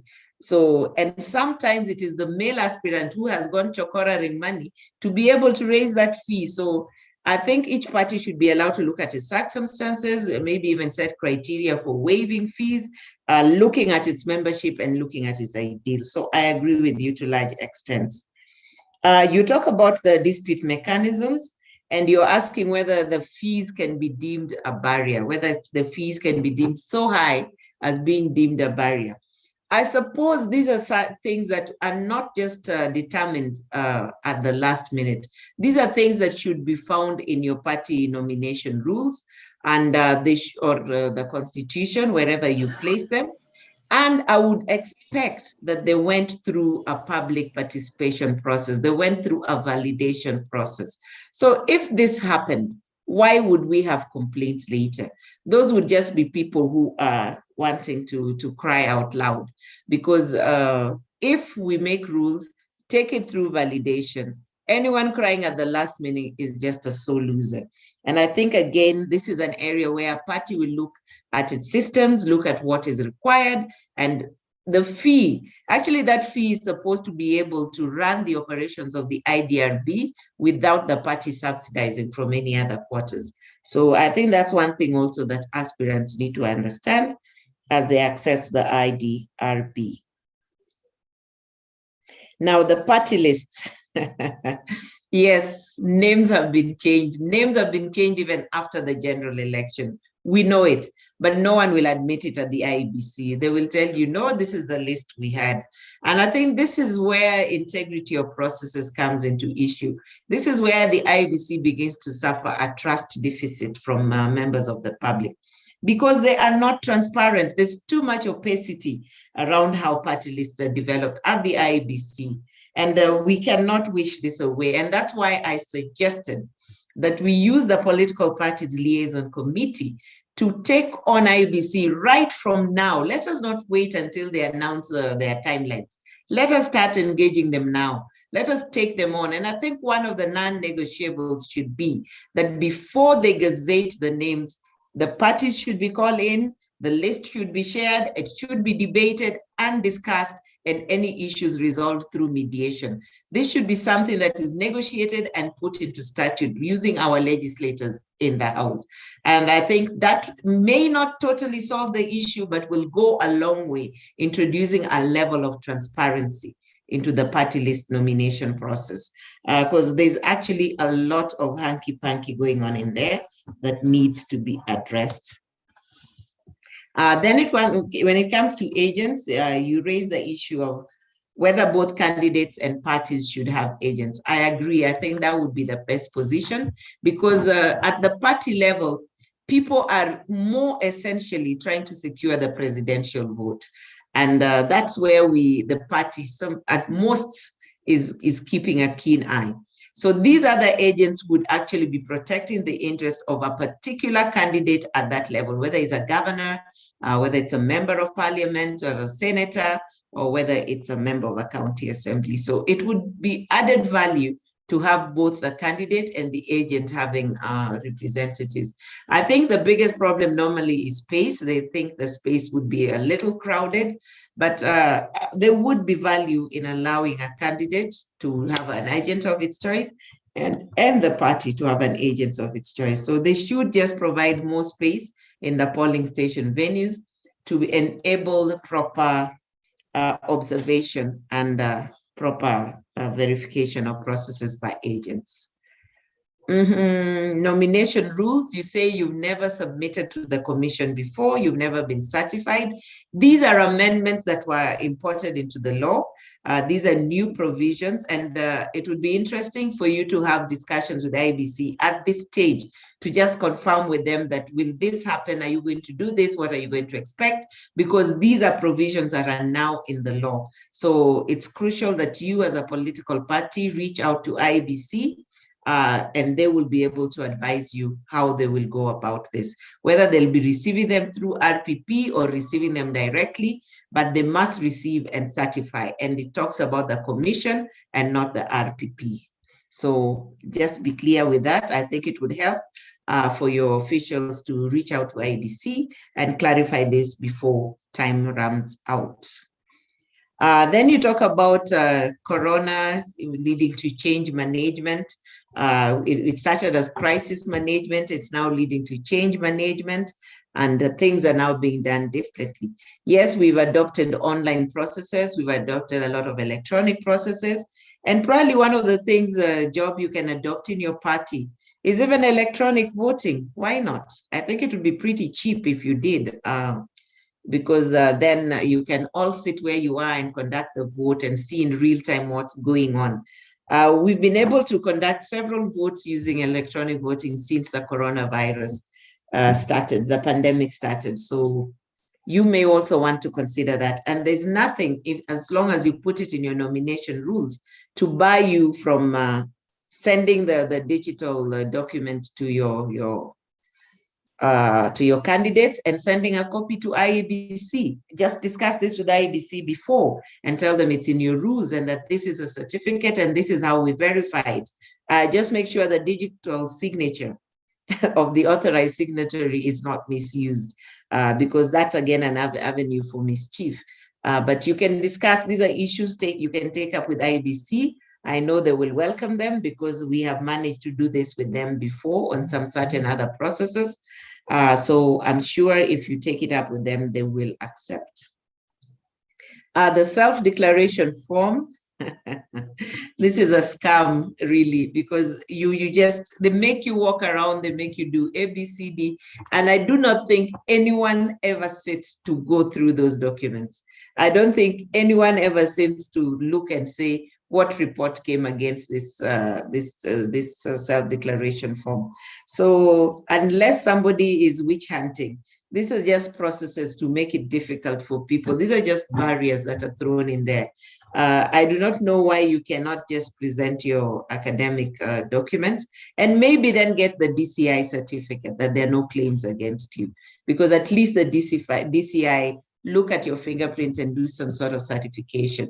EABC actually just processes papers, stamps them, and gives you a bunch of papers to sit with in the office. So I agree with you, Job, in large extent on that one. Now, Betty is asking for a copy of the presentation. CMD will be sending a copy of the presentation to all the participants here today, and you will be receiving it. How can we implement the 2/3 gender rule? How can we comply? What innovative steps can a party take? Those are very difficult questions, Betty, because this is an issue that has haunted and haunted and haunted us for the last 10 years. And I don't know where we are going with this. But within a political party,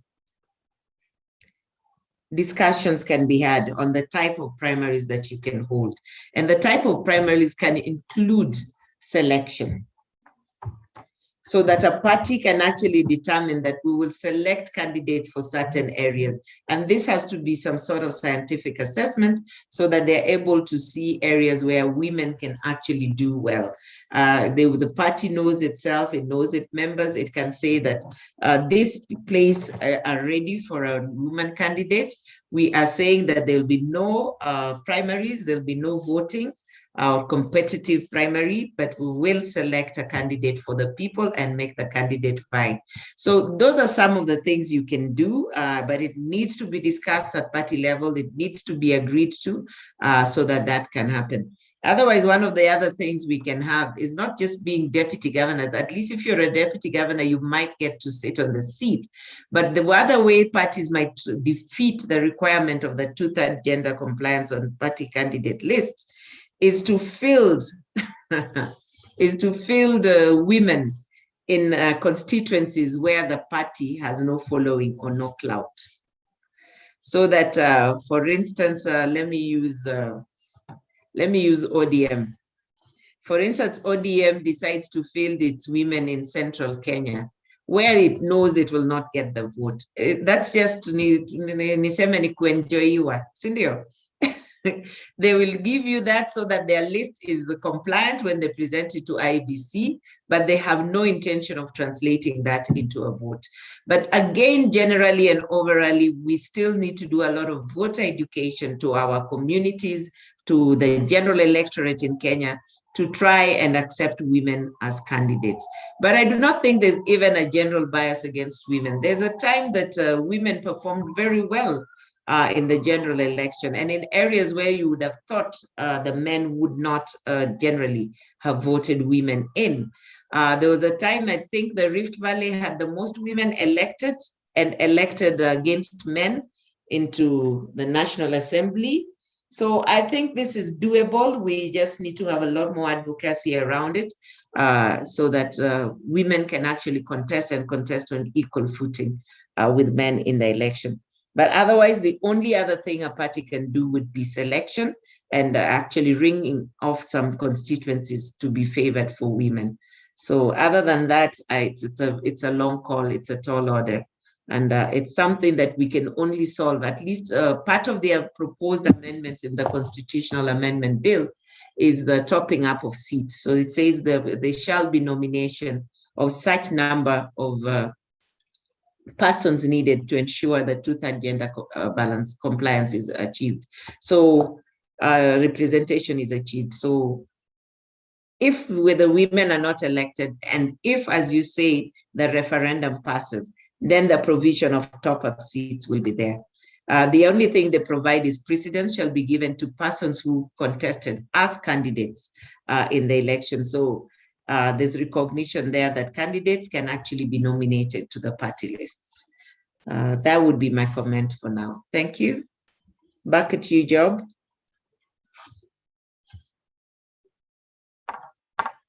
Thank you, Rosalind, for that. Thank you for the elaborate answers that you've given. I think Chep has a question.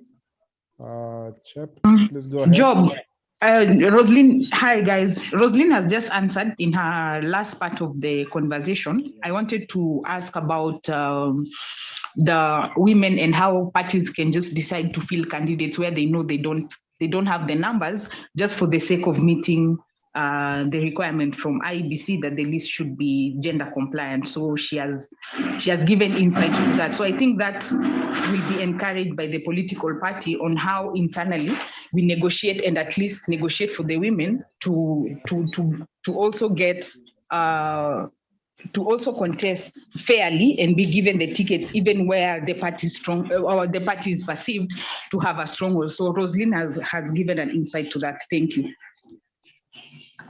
Thank you, Chep. Anyone else on the floor? As guys think about the question, Rosalind.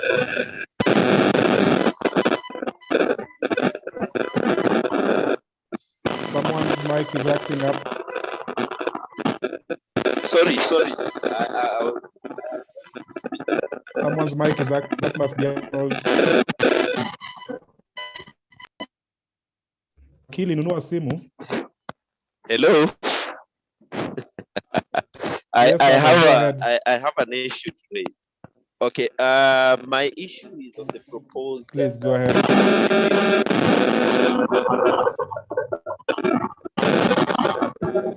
Can you write in the chat hear you. Arnold, we can't hear you. Arnold, we can't hear you. Yes, hello.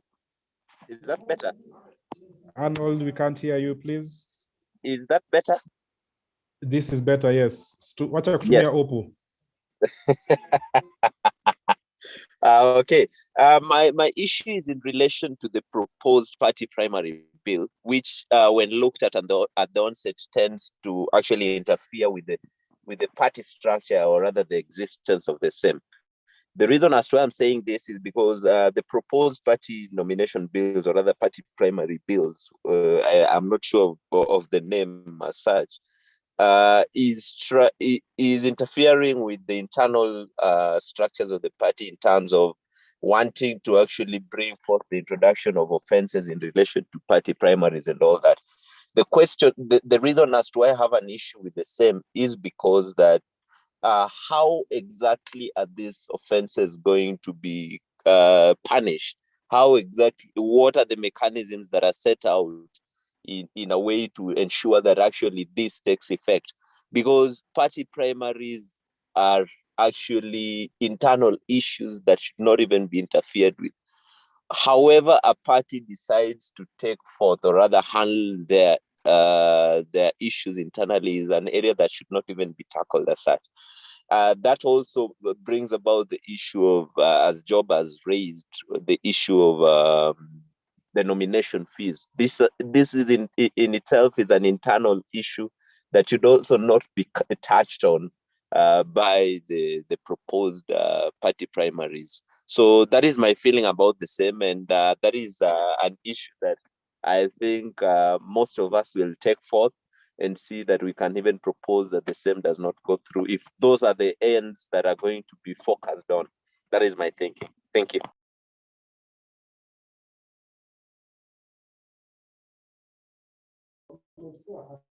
Lost you.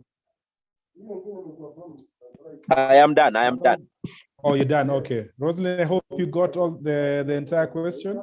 Yes, I did. Yes, I did. Okay. Okay. Go ahead. Okay, yeah, Arnold, I agree with you totally. I wouldn't be able, I don't even want to add anything. And as I said, is this bill trying to legislate or over-legislate the operations of political parties, even by setting conditionalities for who can sit on the elections board, for instance? That's an internal party decision. If I want to choose my church elder, who probably did not go for a KCSE exam, but has the clout and the respect that we give him as a political party, why should we be barred as a political party from making that person a member of our election board? So I agree with you, Arnold. This bill in several parts over legislates, interferes with the party internal structures and organs, and I think these are issues we should bring to our legislators to bring to the fore when the bill ever comes for debate. I think I agree with you totally. Even the issue of nomination fees, the issue of offenses, because this is, it's like we are holding our AGM and then you come and bring offenses into our AGM. Iko shida hapo. So I agree with you, Anna. Thank you for raising it.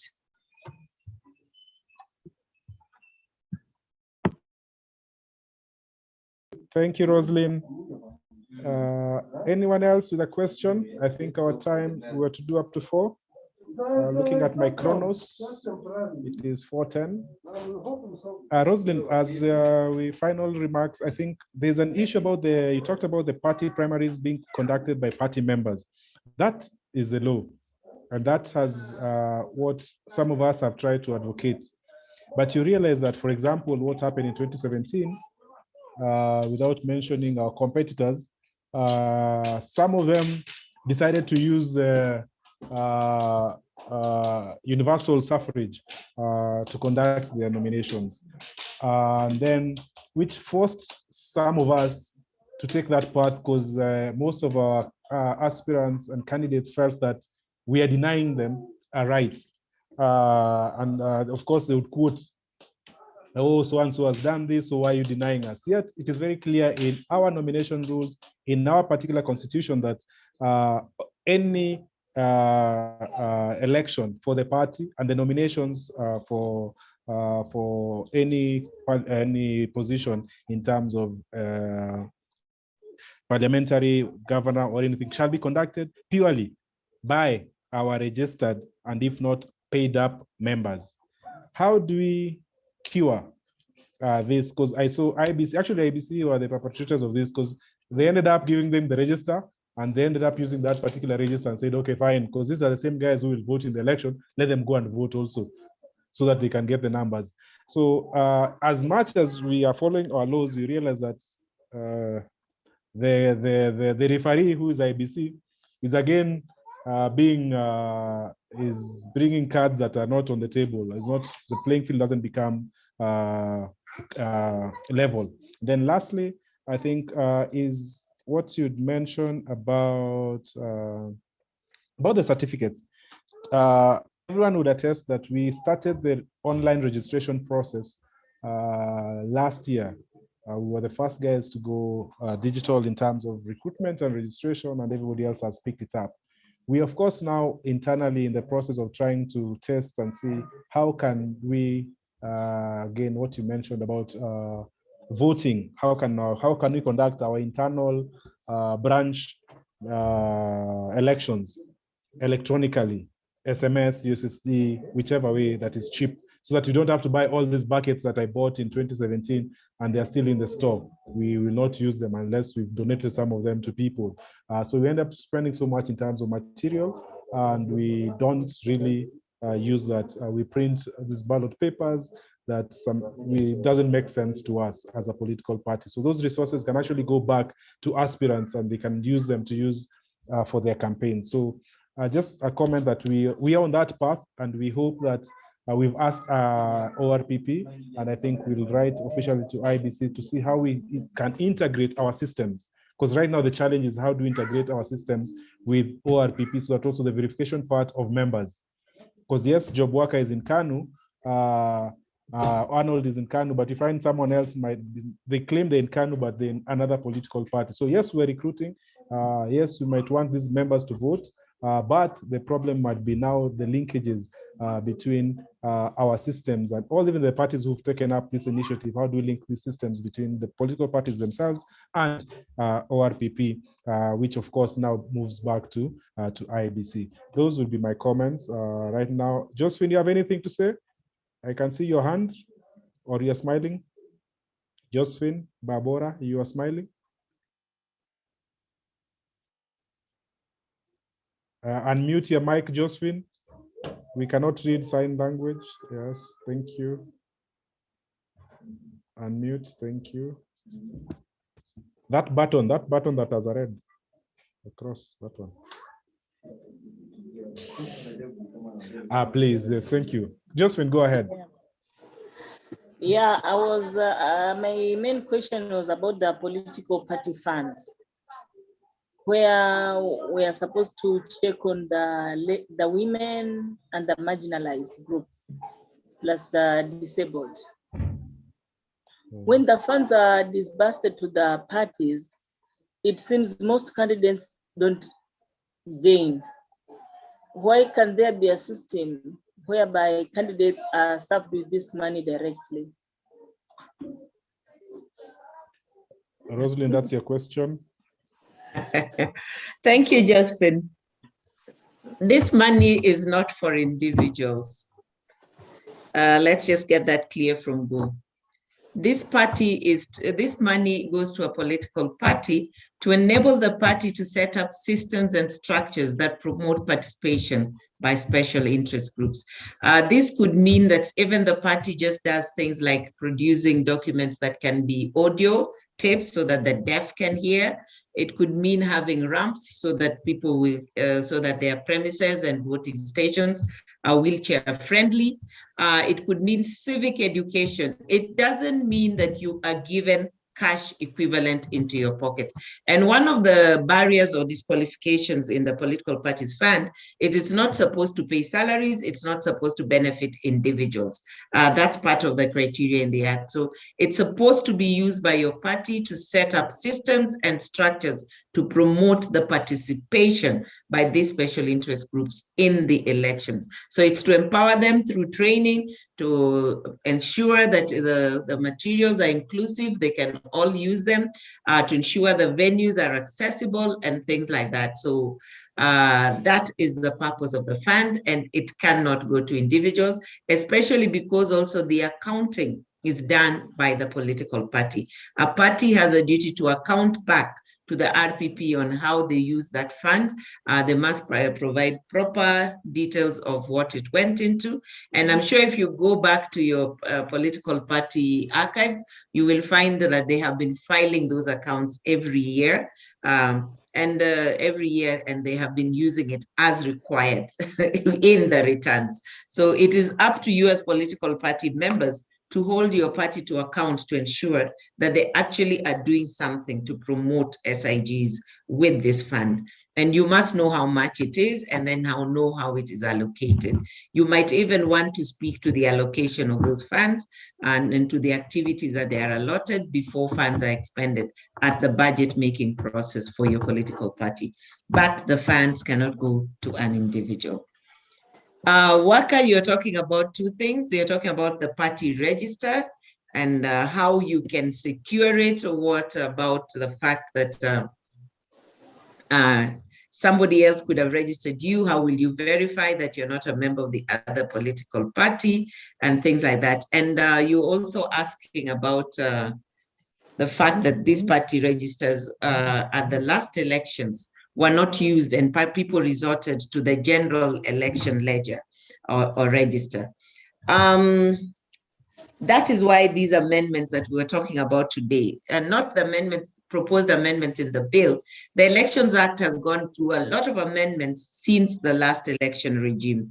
And part of the requirements today are that a political party submit its party register 4 months to the election. It is a shall, it is not a may, it's a shall, it should be done. And once you submit that register, it will not be changed, and anybody whose name is not on that register should not vote. So how do we achieve this? It depends on a political party's goodwill and intention to implement. Because if you as a political party fail to provide that party register at the polling station and bring in another fake party register, you are compromising the quality of your party primaries. You're opening up your party primaries to imposters and others. I think it is up to the political party to, at this stage, carry out civic education to its members as well. Empower its members with the knowledge that this is the register. This is how it's going to work. If you're going to register people out there, please do it before the 4-month deadline, because if you start registering people 3 months to the election and expecting us to add those names to the register, we will not do it. So I think we need also as a political party to go out, talk to our members, tell our members, some of these things we can even put on our website, because you're very digital as a party. I went onto your website and found that you're very, very digitized right now. So you can also put notices there to your members and tell them, look, this is how things will operate for us as a political party. Because to be honest, once you open up your registers to anyone else and open up your party primaries to all and sundry, you are compromising the quality of your party primaries. You are actually sometimes are hurting your real party members, because an outsider can come in, they can choose someone who has never even been faithful to the party, because they have just suddenly recruited people, they have the money, they've recruited noisemakers. You listen to the noisemakers as a party. Please shut your ears to those noisemakers. Follow the law, follow your nomination rules, and stick to them. But I think the important thing is education and knowledge distribution to your members, so that they know what to expect and they know that you will not budge to those requests at that time. And I think some of this also depends on the party leadership taking control and saying, no, we shall not be swayed because our partners are doing the wrong thing to do the wrong thing too. So let's do this as a party for the party, because it then ensures the credibility of our party primaries and ensures that we have candidates that actually reflect the image of our party and ascribe to the views and values that our party ascribes to. So I think that's something that you need to work on as a party and you need to promote going forward towards next year. Things around digital recruitment and registration and how to align this with the Registrar of Political Parties and the IBC. As I said, and I will continue to say, liaise with these people from now. Do not wait until it's too late. These are systems that can put in place. I mean, we are always serving a list of candidates digitally. They give you access to the platform, you put in your candidates and they stay on the system. So I do not see why they cannot receive digital documents from you, why they cannot receive your digital registers and accept them, why we cannot continue to verify our party membership online the way we've always done. So I think liaison is very important. Continue to liaise, continue to work around this. Everybody's going through change management. Everybody's going through the new normal, which is doing things online. I don't think if the pandemic continues, we will want to be issuing out paper certificates and taking on those paper certificates to third-party offices. It's just going to be a channel for transmission of the virus. So I think this is something that you can start discussing now for the future. And then you finally asked, how can we conduct online elections to make things easier? Right now for us, we've been using ISPAC. ISPAC has a system that is there. We pay them around about 2 million or something or less. I'm not very sure, I can't remember. And then they take your data, they feed it in, they take people's numbers. So a day to the election, you actually get, first of all, just before the election, there's a test where you're given codes, which are fake codes, so that people can test the system for themselves. They can practice into the system. And they actually hold a lot of sessions where they sensitize your members on how the elections will occur. So a few days before they send you a test, you test, you see that you're able to vote, but that is a mock vote. And then now the day before the election, you actually receive a code on your phone. It's a code that is individual for every member. No two members get the same code. And as we say, systems are as good as the data they are fed. So it depends on the data or the list register, party membership register that you give them. So they will feed that data. Each person must have at least a cell phone number, and it's very well if you also have an email. So they will send you your code to your email and to your phone. You can vote from your phone. You don't have to go to a cyber. You just go click the message you get, you click on it, it takes you to the site, you enter your code and you go in and you vote, and it tells you, thank you for voting. And it tells you that so far, so many people have participated in this vote. So it's very transparent, very easy. Anybody who can use a cell phone, anybody who can use M-Pesa will be able to use that system. And that's the ISPAC system. Now, but you don't have to use the ISPAC system. You can actually, if you have computer wizards within your party, set up your own online voting platform. And it's very easy to do as long as you have an ICT guru. But sometimes it's better to use the tested system that is used by ISPAC. A lot of entities are using it. The Engineers Association use it. SIAB used it the other day. LSK have been using it. The architects use it.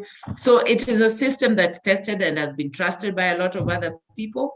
And it's a system you can actually pay for and use for your party, or you can establish your own. But online voting is very, very simple, very clear. And by 5 o'clock at the time you close the poll, within 30 minutes, you have the data online and everybody's getting it in real time. It's fantastic. It's the best. Thank you very much. Job.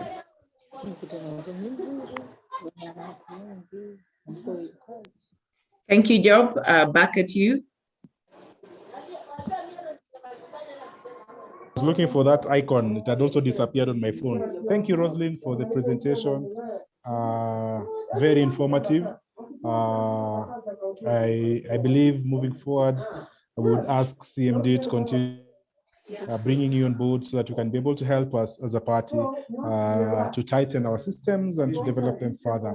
I don't know if there's anyone with a question, comment before we wrap it up. It's 4:25. Rosalind has to eat or drink high tea. Some of us have to take now. That is where the economy has gotten us. But yeah, anybody with a comment? Rosalind has to go. I have to go. And all of you have to go. Rosalind, there's no comments, so it means that you've done a good job.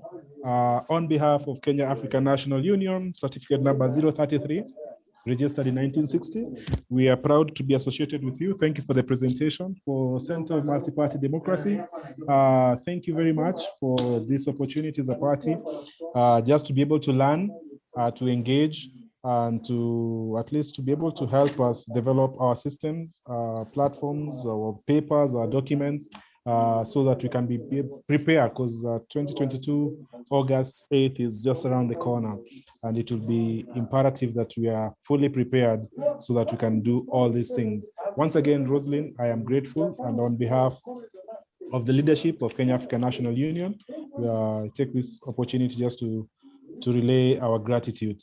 Maureen, Gishana, I think I am done. Thank you for allowing us to learn. This doesn't come, it is rarely, but now I think moving forward, this is a conversation that we are glad we are having, and at the right time, so that 4 months, 6 months to the elections, we will be fully prepared to moving into the election without a problem. So once again, on behalf of all the participants here, thank you, CMD, thank you, Rosalind. God bless you. My time is up. Over to you, Maureen. My colleague Maureen is having a bit of technical issues with her device, but from here at the Center for Multi-Party Democracy Kenya, we just want to say thank you so much for attending this particular meeting. Thank you, Rosalind, for taking the party through the fundamentals of transparent and inclusive party primaries. We appreciate you. We're always happy to have you over, and I'm sure the party appreciates as well. For the party members who've joined in on this particular meeting, we want to say asante sana. As the general elections approach, we really have to have more and more of these kind of conversations. So we'll be sure to engage you as and when need arises. For now, from the Center for Multi-Party Democracy Kenya, we want to say thank you for participating in this particular meeting and enjoy the rest of your evening. Goodbye, and we'll see you soon. Thank you. Goodbye, Sante. Thank you. Thank you. You may leave at your own pleasure. Thank you. Job, let me go for high tea since you offered it. Please, it is important. Asante, kumefunguliwa. Only until 7. This is not nice. I have a curfew card I can let.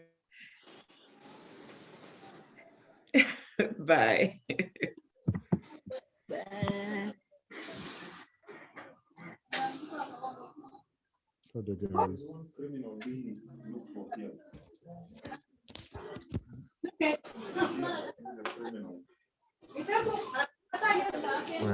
Mzuri nimekataa kutoka.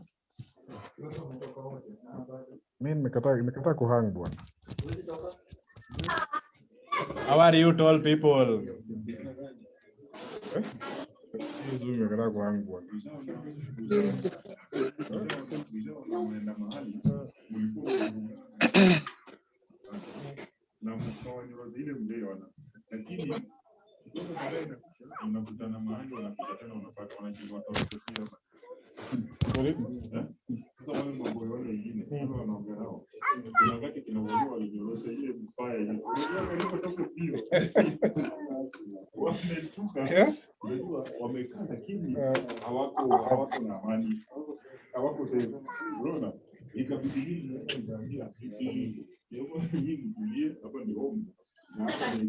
Baba, mama, wajukuu na kila kitu. Mimi aliwaita.